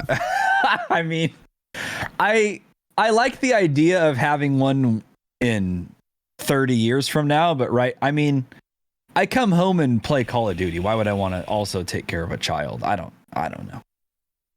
I mean, my brother-in-law, not the shit one, is in the chat. I like his child, which is also known as my nephew. That's what those are usually called. Yeah. He's a good little child. He's a good little boy. How old is he? I think he'll be 3. He'll be 3 on 4/20. That's his birthday's 4/20. Is it actually? His birthday's 4/20. Yeah. Damn. Interesting. Yeah. So I don't know. I mean, I'm basically a boomer now, so it's almost too late at this point, anyways. Well, keep that in mind. So yeah. Whatever. Anyways. Okay. Skyline, he's talked about this a lot. I think that's why we're kind of breezing through it. But Raz, again, which is, of course, a change it. If you guys had to either go forward or backward in time, but could not choose how far, ooh, which way would you go? Ooh, that's interesting. So you can go back in time or forward in time. It's actually not that interesting. The answer is pretty easy for me. But what are your thoughts, Tanner? Yeah. Yeah, of course. I'll explain. Interesting. Would you go back in time or forward? You go first. I have to think about this. Okay. Well, back or forward? If you could go back in time and like choose when, maybe that, but probably not, because modern medicine's super cool, and so is the internet, and so is electricity, and so is not being burned at a stake by the papacy. For example, those are just a couple that's a very small list of crazy shit that's happened in the past. When we were, of course, apes, which we still are, but now we're apes with electricity and Wi-Fi. So easily forward in time on amount, and then I could fucking, I don't know, whatever's going on in the future. Either the globe is barren and destitute because a thermonuclear war has occurred and I'm just alone. That wouldn't be ideal. But, or it's this fucking crazy place where you can just, like, I don't know, get a VR chip installed in your retina, and then you're just like, whatever, living life virtually, and it's like super cool. So I would definitely say go forward. Because what if you went back in time and it took you to like prehistoric, like the fucking Jurassic period? Oh, wait, we couldn't choose how far. Fuck, I didn't see that part. Okay. That's why I said this is easy, yeah. Interesting. Okay. I think I would like to go back in time and just hope I'm in the days of fucking cowboys and indigenous peoples, of course, yes. Indigenous peoples, of course. Yeah. I think that would be an interesting time to live in, don't you think? Yes. Well, living on a fucking... But what if you broke your leg? You would living just die. in the plane. Well... There's no antibiotics. Of course you would be dead, yeah. It's crazy how easily people can die without modern medicine. I'm not kidding. If you break your leg and it gets infected, you die. Or they saw off your leg with no painkillers, And then you whatsoever. die a week later. And then you probably also die. Yes, that's Yeah, correct. what was the average fucking age back then that you lived to? Like Not great. 30, 35, 40? Not great. I mean, it wasn't great. Yeah, not great. So Yeah. Yeah, I mean, what if I go too far forward and then it's just black because I'm dead? You know, I mean, what? Or the heat death of the universe has occurred, and you just you pop Yeah. out of the machine, Global and you're warming. instantly just ripped apart by a black Global hole. warming has overtaken us. Yeah. Yeah. Hillary Clinton is president in 2028, and we're in a nuclear war. And she's in her 9th body because she keeps downloading her consciousness into new like third world infants. Yeah. Like orphans, just vampirizing them. Yeah. Yeah. A lot of bad things could happen in the future too. That's a good point. Yeah. Take me back to, Cowboys days. Yeah. Yeah. Anyways. I would say forward. That's an interesting thought, but yeah, forward I think is the way to go. All right. The Shepherd N7. By the way, let's stop with the Mass Effect name, Zatius. You can change your name on Twitch. Let's do that. But thank you for the Submarino, dude. I hope you're doing well. Are you still making money on that private server you made? It was like a Galaxy's emulator server that you're getting a fuck ton of money for, right? Or was it some other game? I think you made a server of some kind. You were making fucking bank on it. I hope that's going well. But anyways, thank you for the resub, dude. 3 months. I appreciate you, brother. Let's move on. 2. Doty. Do you guys think Call of Duty should be a subscription-based service such as Netflix, Spotify, YouTube Premium, etc.? I think we all know what a subscription-based service is, but thank you for the examples. Whilst Warzone is free to play, the multiplayer and other bonus features could be made available on a monthly charge like $7.50 a month. Annual charge available as an option. Okay, great. So World of Warcraft, basically. You could gain access to previous CoD titles as well as current ones, and the main benefit would be that each year you wouldn't have to pay the full price for a game that would have hardly any content at the start of its life cycle. True. What do you guys think? Interesting thought. What are your thoughts, Tanner?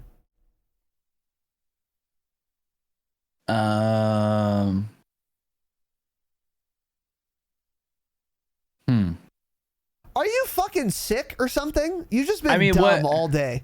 Just dumb. What? No. There's my answer. No, I don't want a month. I'm gonna pay fucking way more in the long run. No, I don't want a monthly fucking. But there's an charge. annual option. No. And what if the annual option is less than $60? Oh, it won't be if Or it's equal to $7.50 a $60, month, right? It's not gonna be. Yeah, that's probably true. No, because yeah. Warzone's gonna be alive more than a year, so no. I mean, what games think it even would do be this anymore $60. besides fucking WoW? Nothing, right? Yeah, very.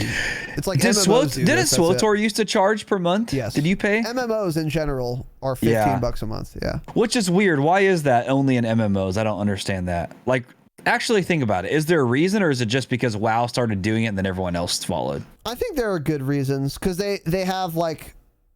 Well, then they do charge you for expansion packs, though. I don't know. It doesn't make any sense. They're just scamming you, and people just think it's normal because World of Warcraft did it. I think the persistent world requires more like maintenance and upkeep on the part of the developers than like instance like team deathmatch games. I mean, okay, let's put it this way: if we had a different Warzone map by now, an anti-cheat, an actual seamless transition, then yes, I would have easily paid $7.50 a month. If nothing would have changed, which probably would have been how it would be, then no, I wouldn't pay $7.50 a month. I'd pay $69.99 for the video game, and that's it. Or in Warzone's case, nothing. Yeah. Yeah.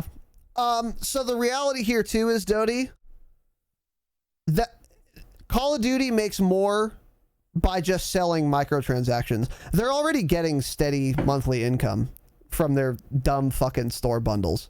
So they have no incentive to do this.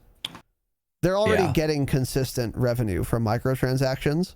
And that's what the purpose of something like a subscription base is from the business's perspective.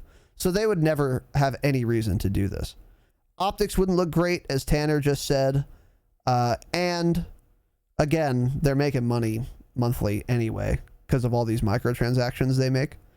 Yeah. So no, I don't think it would be wise for Call of Duty to do. And it wouldn't change much if they did it for the consumer either. Like Tanner said, if they were on a subscription model, we still wouldn't have an anti-cheat. Aim assist would still be too strong. Hit reg would still be broken in Cold War. Like nothing would have actually changed if they had a subscription thing. So it wouldn't, it just wouldn't matter. So it's like a lose-lose. So anyways. Okay, this is the weirdest question I've ever fucking seen. And it's from Jakedown, which is interesting. Okay, yeah. Jakedown rarely asks questions, and when he does, they are never this odd. Put it this way, odd. So instead of going to google.com, I already went there. Jakedown asked us, what does savory mean? So Tanner, can you read us the definition off of Google, please? It's actually a good question. Hold on. It's a good question because my wife often says, oh, I'm craving something savory. And in my head, here's what I always think. What the fuck does that mean? All I know is that's not sweet, right? I mean, what savory is a dumb word. And it's just dumb. Let's get rid of the word savory, right? Just say I'm craving normal food that's not sweet. So savory is a stupid word. Let's define it for you though, Jake, since you didn't want to Google it. Savory means of food belonging to the category that is salty or spicy rather than sweet. Okay. You were pretty spot on then. So it's not sweet. Yeah, because Sierra says it all the time. She's like, I just want something savory right now. Like for breakfast, she's always like, I don't want anything sweet like it's breakfast. I want something savory. And I'm like, what the fuck does that mean? Not so you French want normal toast, food, basically. right? Yeah. So you want normal food. Or she'll eat. So here's how she is. She'll eat something sweet. Like let's say we'll have pancakes and syrup, which we don't usually. We almost never make them, in fact. But then she'll say, well, I need something savory also. I'm going to make one egg for myself so I didn't just eat stuff for breakfast that's sweet. And I'm like, okay. I mean, I could just eat pancakes. I don't fucking care. I don't care if it's savory, sweet. It's food. I don't care. Okay. You know? I mean, it's just dumb. Okay.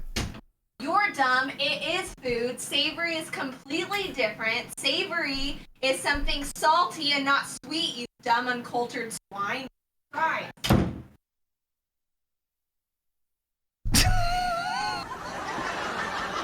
I swear to God.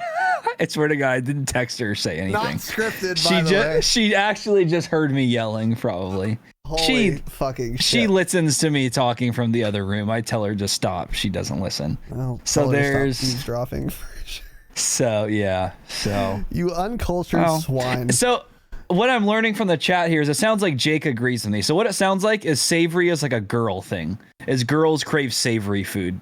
Guys, I think, just don't care. So apparently this spawned because Kira, Jakedown's sweetheart, and him were having a discussion, an hour-long discussion about this, as couples do. I've been there, debating the dumbest possible shit for an hour or more. And Kira made an interesting comment. Savory, as in savoring the flavor. But wouldn't that also include sweet? Yeah, what the fuck? What the fuck does that mean, Kira? I mean, what? Well, yeah. The mistake Kira's made here, in my view, is that we have to delineate between the noun savory and the verb to savor. These are different words. And what you've done there, Kira, is a fallacy called equivocation.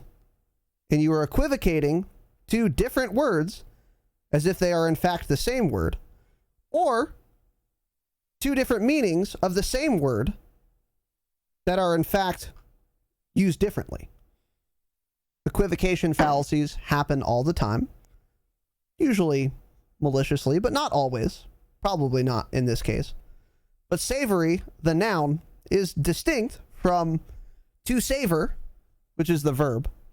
So you can savor Hold on. something that is sweet. I think you're spewing fake news. Oh no, you're not. You're not. How dare you? Well, Ever. no, okay, hold on. Face and Mullet, whom of which are both smarter than you, said it's an adjective. But when you Google it, there is a noun version of savory, but it says a savory dish, especially a snack or appetizer. Oh yeah, savory is adjective. Yeah, my mistake. Yeah, you're right. I meant adjective. Yeah. So you are dumb. Got it. Noted. Okay. Well, everything I said applies, but you guys are right. The adjective versus the verb is what I mean. So yeah, you guys are correct. Because I didn't mean savory, the noun. I didn't know savory could be a noun, actually. But anyways, yes. Savory as an adjective versus to savor, which is a verb. You can't conflate those. Can't equivocate those. So, yeah. I don't know. I agree with what Tanner said. I mean, savory means basically not sweet. Interestingly, in that dictionary definition, they left out the fourth taste bud. Does anyone in chat know without Googling it? Sweet, sour, salty. Oh, it's that one dumb word. Yep, it's the dumb word. Umami, or is it umami? Is it umami? Okay. Umami, yes. Yeah. So I would include umami flavors, things that hit the umami taste buds on the human tongue.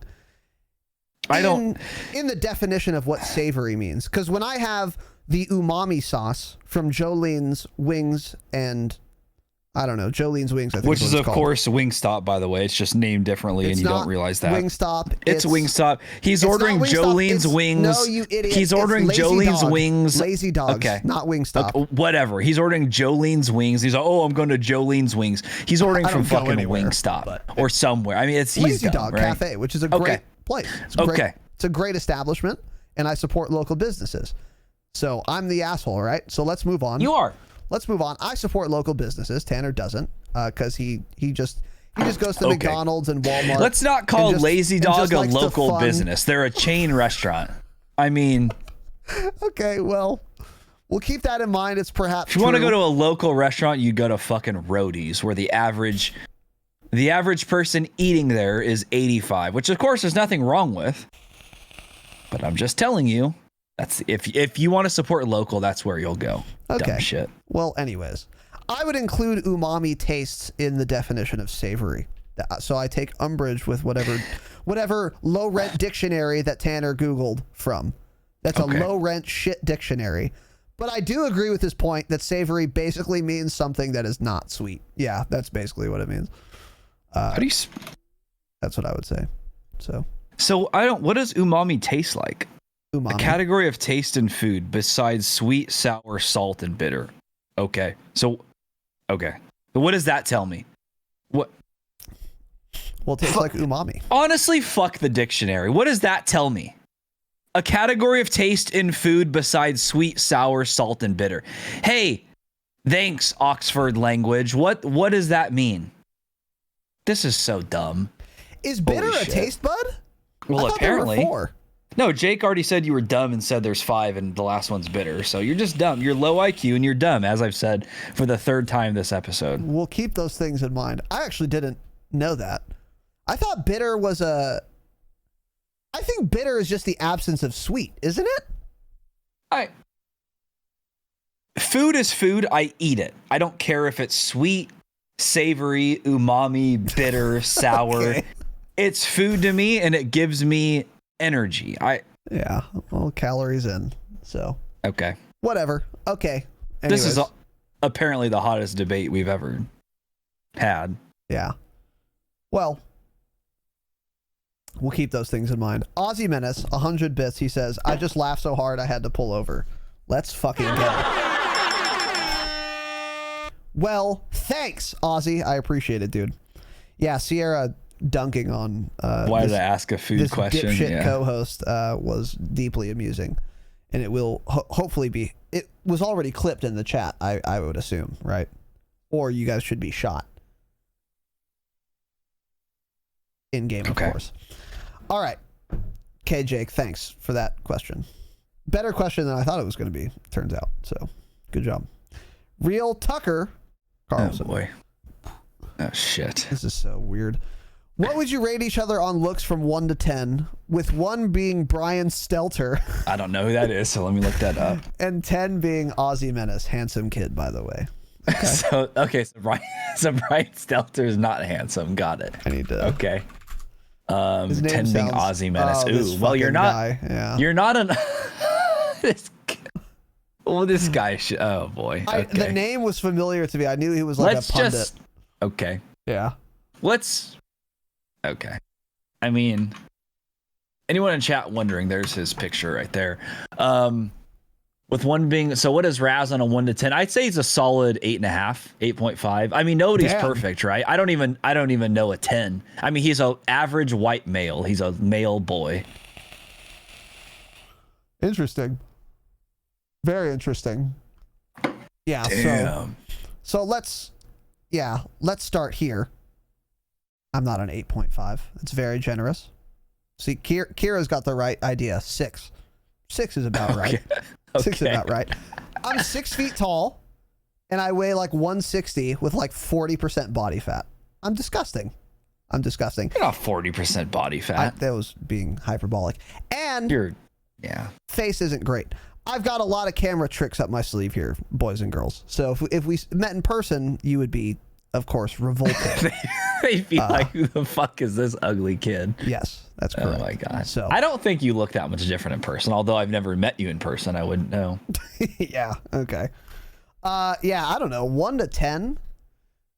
I don't know. Yeah, like Tanner said, Tanner looks like just a white dude. He's got great calves. We're white males. What? You can't be that ugly, right? Not that there's anything wrong with any of the other races. Black male, Hispanic male, indigenous peoples male. Yeah, you're all. Course. If you're a male in my eyes, you're an 8 or above. You know. Yeah. I support my boys. We stand. We love the true kings. Short kings, tall kings, white kings, indigenous kings, all kings. This is a men's rights activist program. Yeah. But yeah. And as we've said, we love the gays. We do love men. The gays on the program and men, of course. Yeah. We love everybody. We eat ass. We love everyone. Yeah, for sure. So anyways, yeah, I don't know, about the same. 8.5, sure. The calves definitely bump him up. You guys need to see the calves. You need to send a picture of the calves, Tanner, at some point, or video. Take a photo shoot of my calves tomorrow. We can. Yeah, you have a professional photographer living. We're with going you. to Malibu. Actually, I'll have her take some pictures of my calves on the beach. Calf pictures. There we go. Yeah.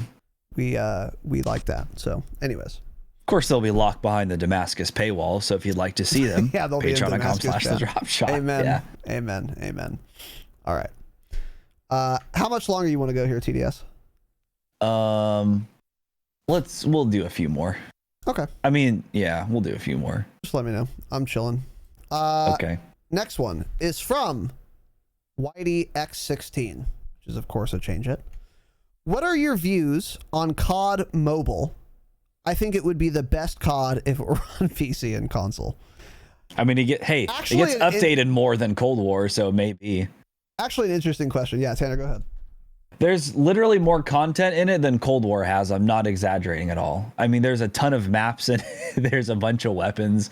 So if it was on PC and console, would it be the best COD? Okay. It would for sure be better than Cold War and Modern Warfare multiplayer. I don't know if it'd be more fun than Warzone, but yes, I do think. Do people actually play Call of Duty Mobile anymore? I don't know if anyone plays it any longer, but really it was a very popular mobile game. I'm sure it still is. And they got a lot of updates. I mean, they got Nuketown a few months before. Well, like a couple months before Cold War even got Nuketown, I think. Yeah, it had Nuketown before Cold War came out. Terminals on COD Mobile? Oh yeah. Okay, Jake. Then firing range. Is it real? Yeah. Yeah. I've never played, of course, because I don't play mobile games because I'm, a boomer. I don't have a game installed on my phone, and I've never played mobile games because I don't understand mobile games. They're not fun. I've tried to play single player mobile games. They're not fun. I'd rather sleep. I've tried downloading them before, like just going on a flight or something. And what do? I play it for 10 minutes and I fall asleep because I don't care. Yeah. They're dumb. Yeah. So, okay. You think it would be the best COD if it were on PC and console? It's already a better COD than Cold War and MW. Cold War is the worst multiplayer Call of Duty ever made. Yes, it's a great game. It's got firing range. It's got Nuketown.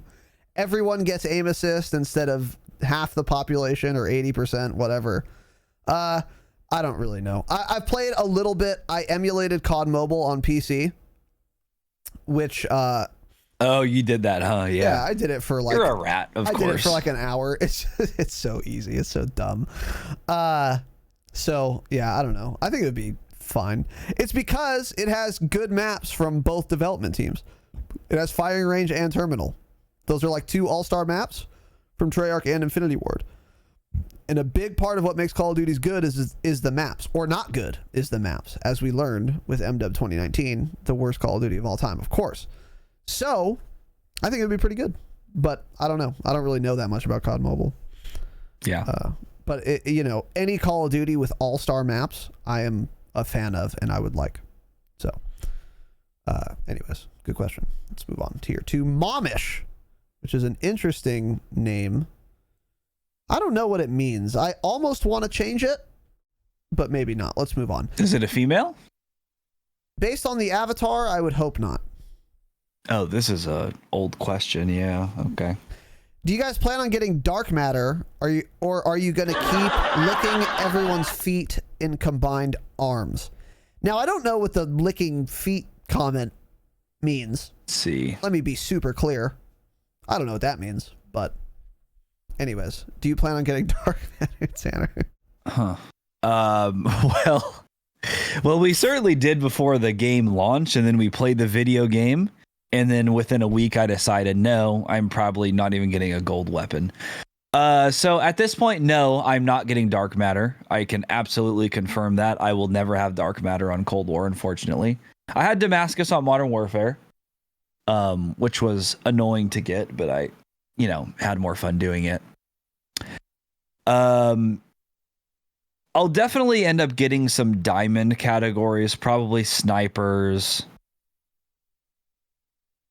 Well, that's probably it, actually. I'll get a diamond category. I have some gold weapons, but no, I won't be going for dark matter. It's a waste of my time, especially in Cold War multiplayer. Yeah. And I do think, I'll just answer this way. I do still think Combined Arms is the best game mode in Cold War. It's basically the only game mode that I think is fun and playable. Other than occasionally Nuketown 24/7 will be fun. Raid is pretty fun. But other than that, Combined Arms, I definitely have a good time on in Cold War. Yeah. Yeah, for sure. So I was going for dark matter, and I have a lot of guns gold now. And then I learned that you have to get 25 double kills with the China Lake Thumper, whatever, and the Sigma and the RPG. And this is almost impossible to do. Very hard. Very time consuming, and you have to get super lucky because even in hardcore, the rockets aren't a one-hit kill if people are running flak jacket, and everyone runs flak jacket because it's so good.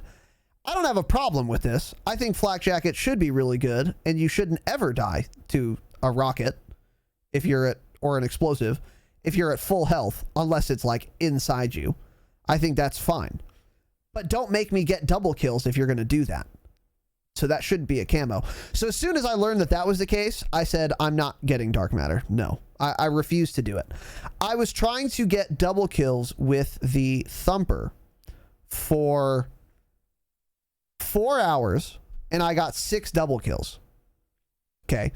So I did the math. If I needed 75 double kills, and I got them at a rate of, what is that? 3 double kills every 2 hours, it would take me 25 hours of in-game time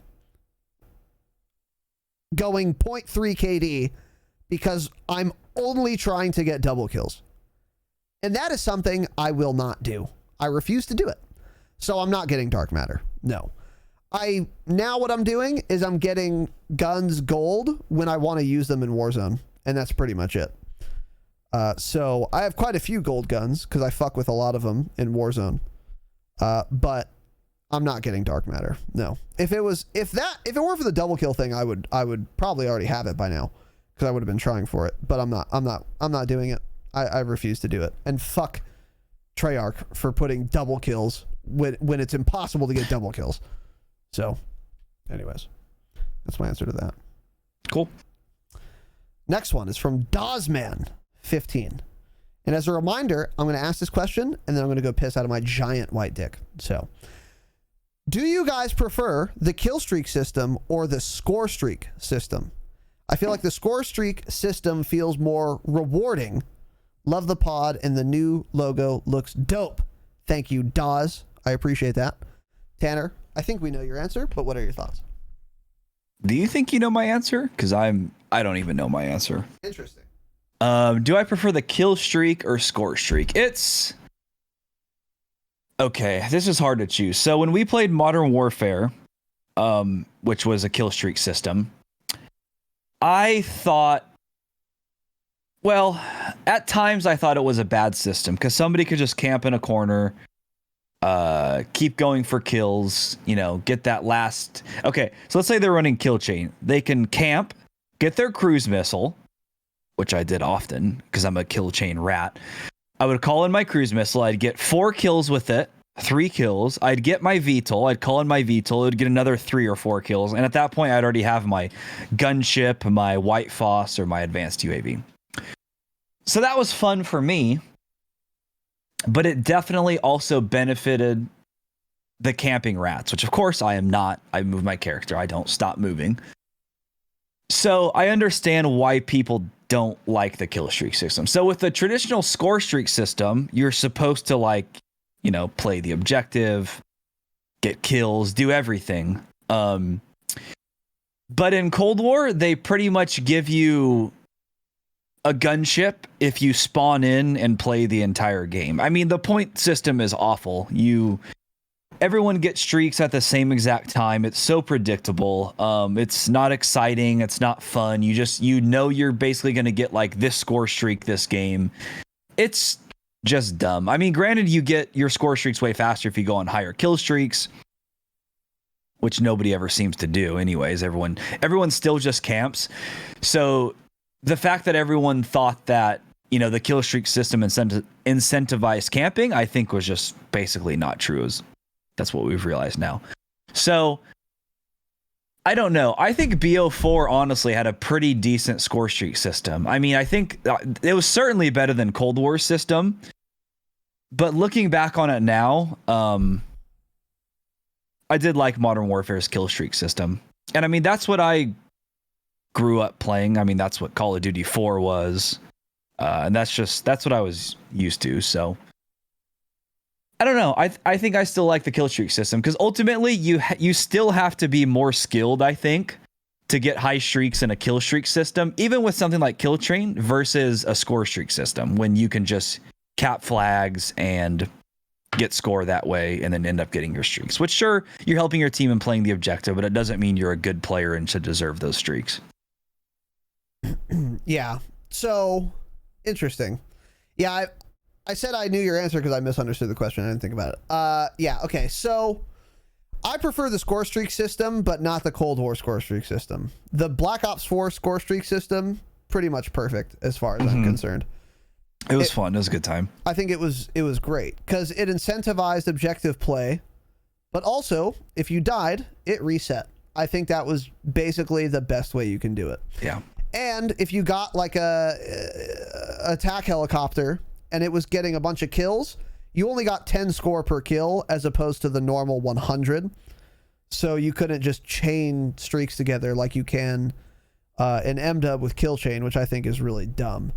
So definitely score streak system for me because kills are still rewarded, but also so is objective playing. And I think that is important. So a score streak system like BO4 that totally resets on death, as Jake Down said. Yeah. But then we would also get, 4 Threshers without dying. So that's true. But I think the problem there was that Threshers were overpowered. Not that the score streak system was bad. Mm-hmm. True. So yeah. Anyways. let's see. I want to play. Are you open to that? Yeah, I'm fine with that. Okay. So we're going to wrap here, boys and girls. I'm excited to get into Verdansk. We're going to play the video game. So thank you for all your questions. We will pick up where we left off next time. Make sure, if you want to ask a question, to join the fucking Discord. There is a Q&A questions section of the Discord where you can post your fucking questions, and then we'll answer them at some point. Now, we're on 12/20/2020, so it's not going to be for a while. It'll be in a long time. But we'll get to it at some point. So please do that. I appreciate everyone who's been participating in these. These are very fun, and we hope you guys enjoy them, and I think you guys do. Game of Chairs, by the way, with the resub for 5 months. We'd love to see that. Thank you, sir. I appreciate it. And welcome back, Gamey Boy. Much love, dude. I appreciate you, so thank you very much. And now, we're gonna just about sign off here. I would remind everyone, we're gonna do iTunes reviews later, because I actually really want a game, oddly enough. So I'm excited for Warzone again. That's interesting. Isn't it? Are you excited to play right now? I'm always excited to play Warzone, but usually you aren't. Yeah, I know. Yeah, I guess you're right. But I am now. So iTunes reviews is normally what I would read here, but I'm not going to right now. But that's okay, because I will read them next time. And if you leave an iTunes review and it's a 5-star review, I'll read it on the program. Maybe not next week, but when I get to it. So figure it out. And we appreciate all of these. Patreon.com/thedropshot, the best way to support the program. $5 a month, 4 bonus episodes per month, and access to the entire back catalog, which is starting to get pretty deep. 24 episodes right now in the back catalog. Deep. Yeah, what are you doing? Sign up for the Patreon, dipshit. That's like 40 hours of fire content for $5 United States dollars. 40? Some of them have been, yeah, I would say. The last 2 were like at least over an hour 15 each. I mean, like of course, 45 minutes of those are announcements. Well, I'm just kidding. There's like no announcements in Patreon episodes. Yeah, Patreon announcements are very light on announcements. Or Patreon episodes. Anyways, patreon.com/thedropshot. Best way to support the program. Far and away. And then if you want to spend extra money, you can do that. But that's where it should go first, if you feel so inclined. Because you guys get the most out of it, and so do we. And we appreciate, of course, all of our patrons. Find us on our socials, at the Dropshot Pod, all that dumb shit. Special thank you to... that dumb shit. This is another reason I'm excited for the website, because I can just say, go to the fucking website, and that'll be it. Because everything will be there. It'll be the most central hub that's ever existed for anything ever, really. So, anyways, special thank you to our Damascus patrons, Mr. Salmonella, Jay Pritch, Slivovitz, Jake Downs, Zerosio, Tequila Sir Rockingbird, Face Esquire, Gift Curse, Adam H, Sniff Sniff Hambone, change it, Jimbo Slice, Von Trapp, Lyle P, Aussie Menace, Vesturge, Goated Oat, Meet a 12-year-old, Papa Shido, Andrew H, Civ, Chef Kane, Blackbeard, Dr. J Webb, Nick Can, King Camper, Derek R, Wade M, It's the Pickle, That Dirty Clap, KJ Stoys, Killa Cam, One-Handed 89, Garrett S, Jada Pinkett Smith, Miss Lemur Party, Drop Mom, Freeze, The Dave Daily, C Brown, Read a Book, Deacon Cheese, Dubfire, Sage Legacy, Rizzle Music, Bjorn, 13, Total Toad, definitely not 12, Manny Marr, Cody O, Samuel, Cope Cowboy, Chris Baclair, Thomas L, Blake C, also known as Balake, or Balake, as I will call him, Lavon Affair, Brian P, Jaren G, Maxi, Shigo Hart, Rugaroo, V2, TTV Trump Maga 20, Proud Dad McBango, Hank Swift, L2K Greatness, Flex Stepdad, Turtle, someone changed their name, or upgraded. Interesting. The avatar on Patreon's also a turtle. Okay. I'll take it. I'm not mad about that. Get Scammed, Big Rec 44, Chad G, Nick Venomous, Cold War Multiplayer Sucks, Steven S, Hank Scorpio, See Ya Later Boy, Kelly M, Ryan S, SP Farms, Simple Name 8, Venlu, Josh H, Sam V, He's Not One Shot Bro, Gen Hero, Caden K, Soul Drinker, Change It, Grim29, Ben H, Jacob E, Christopher C, Raging Dusty, and an extra special thank you to our one and only Obsidian patron, the Dropshot Patriarch. Again, Viking, if you wanted to slide out of this role, you can. You can vacate the seat.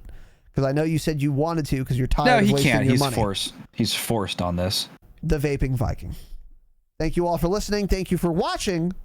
We're going to go tear it up in Verdansk. Do we have teammates for Stimulus Quads? Yeah, we're going to get some wins. Probably we have a controller rat, L2K, playing with us too. Shout out to L2K, friend of the program, even though he uses a controller. That's a joke. We play with controller users because it's a video game and it doesn't matter. Have an excellent evening, of course. And as always, please, I implore you, stay humble. Stay humble. Thanks for watching this episode of the Dropshot, a Call of Duty podcast. Be sure to like and subscribe because in addition to full episodes like this, we've also got clips from the show, as well as gameplay breakdowns and more on the channel. The show is streamed live on twitch.tv/Razanon every Wednesday and Saturday at 7 p.m. Pacific time. So give us a follow over there, make sure to turn on notifications, and you can chat with us live during the podcast. And of course, we are available wherever you listen to podcasts. Just search for the Dropshot on your favorite podcast app and make sure to give us a follow. Thanks for watching, guys. We'll see you next time. And as always, remember, stay humble.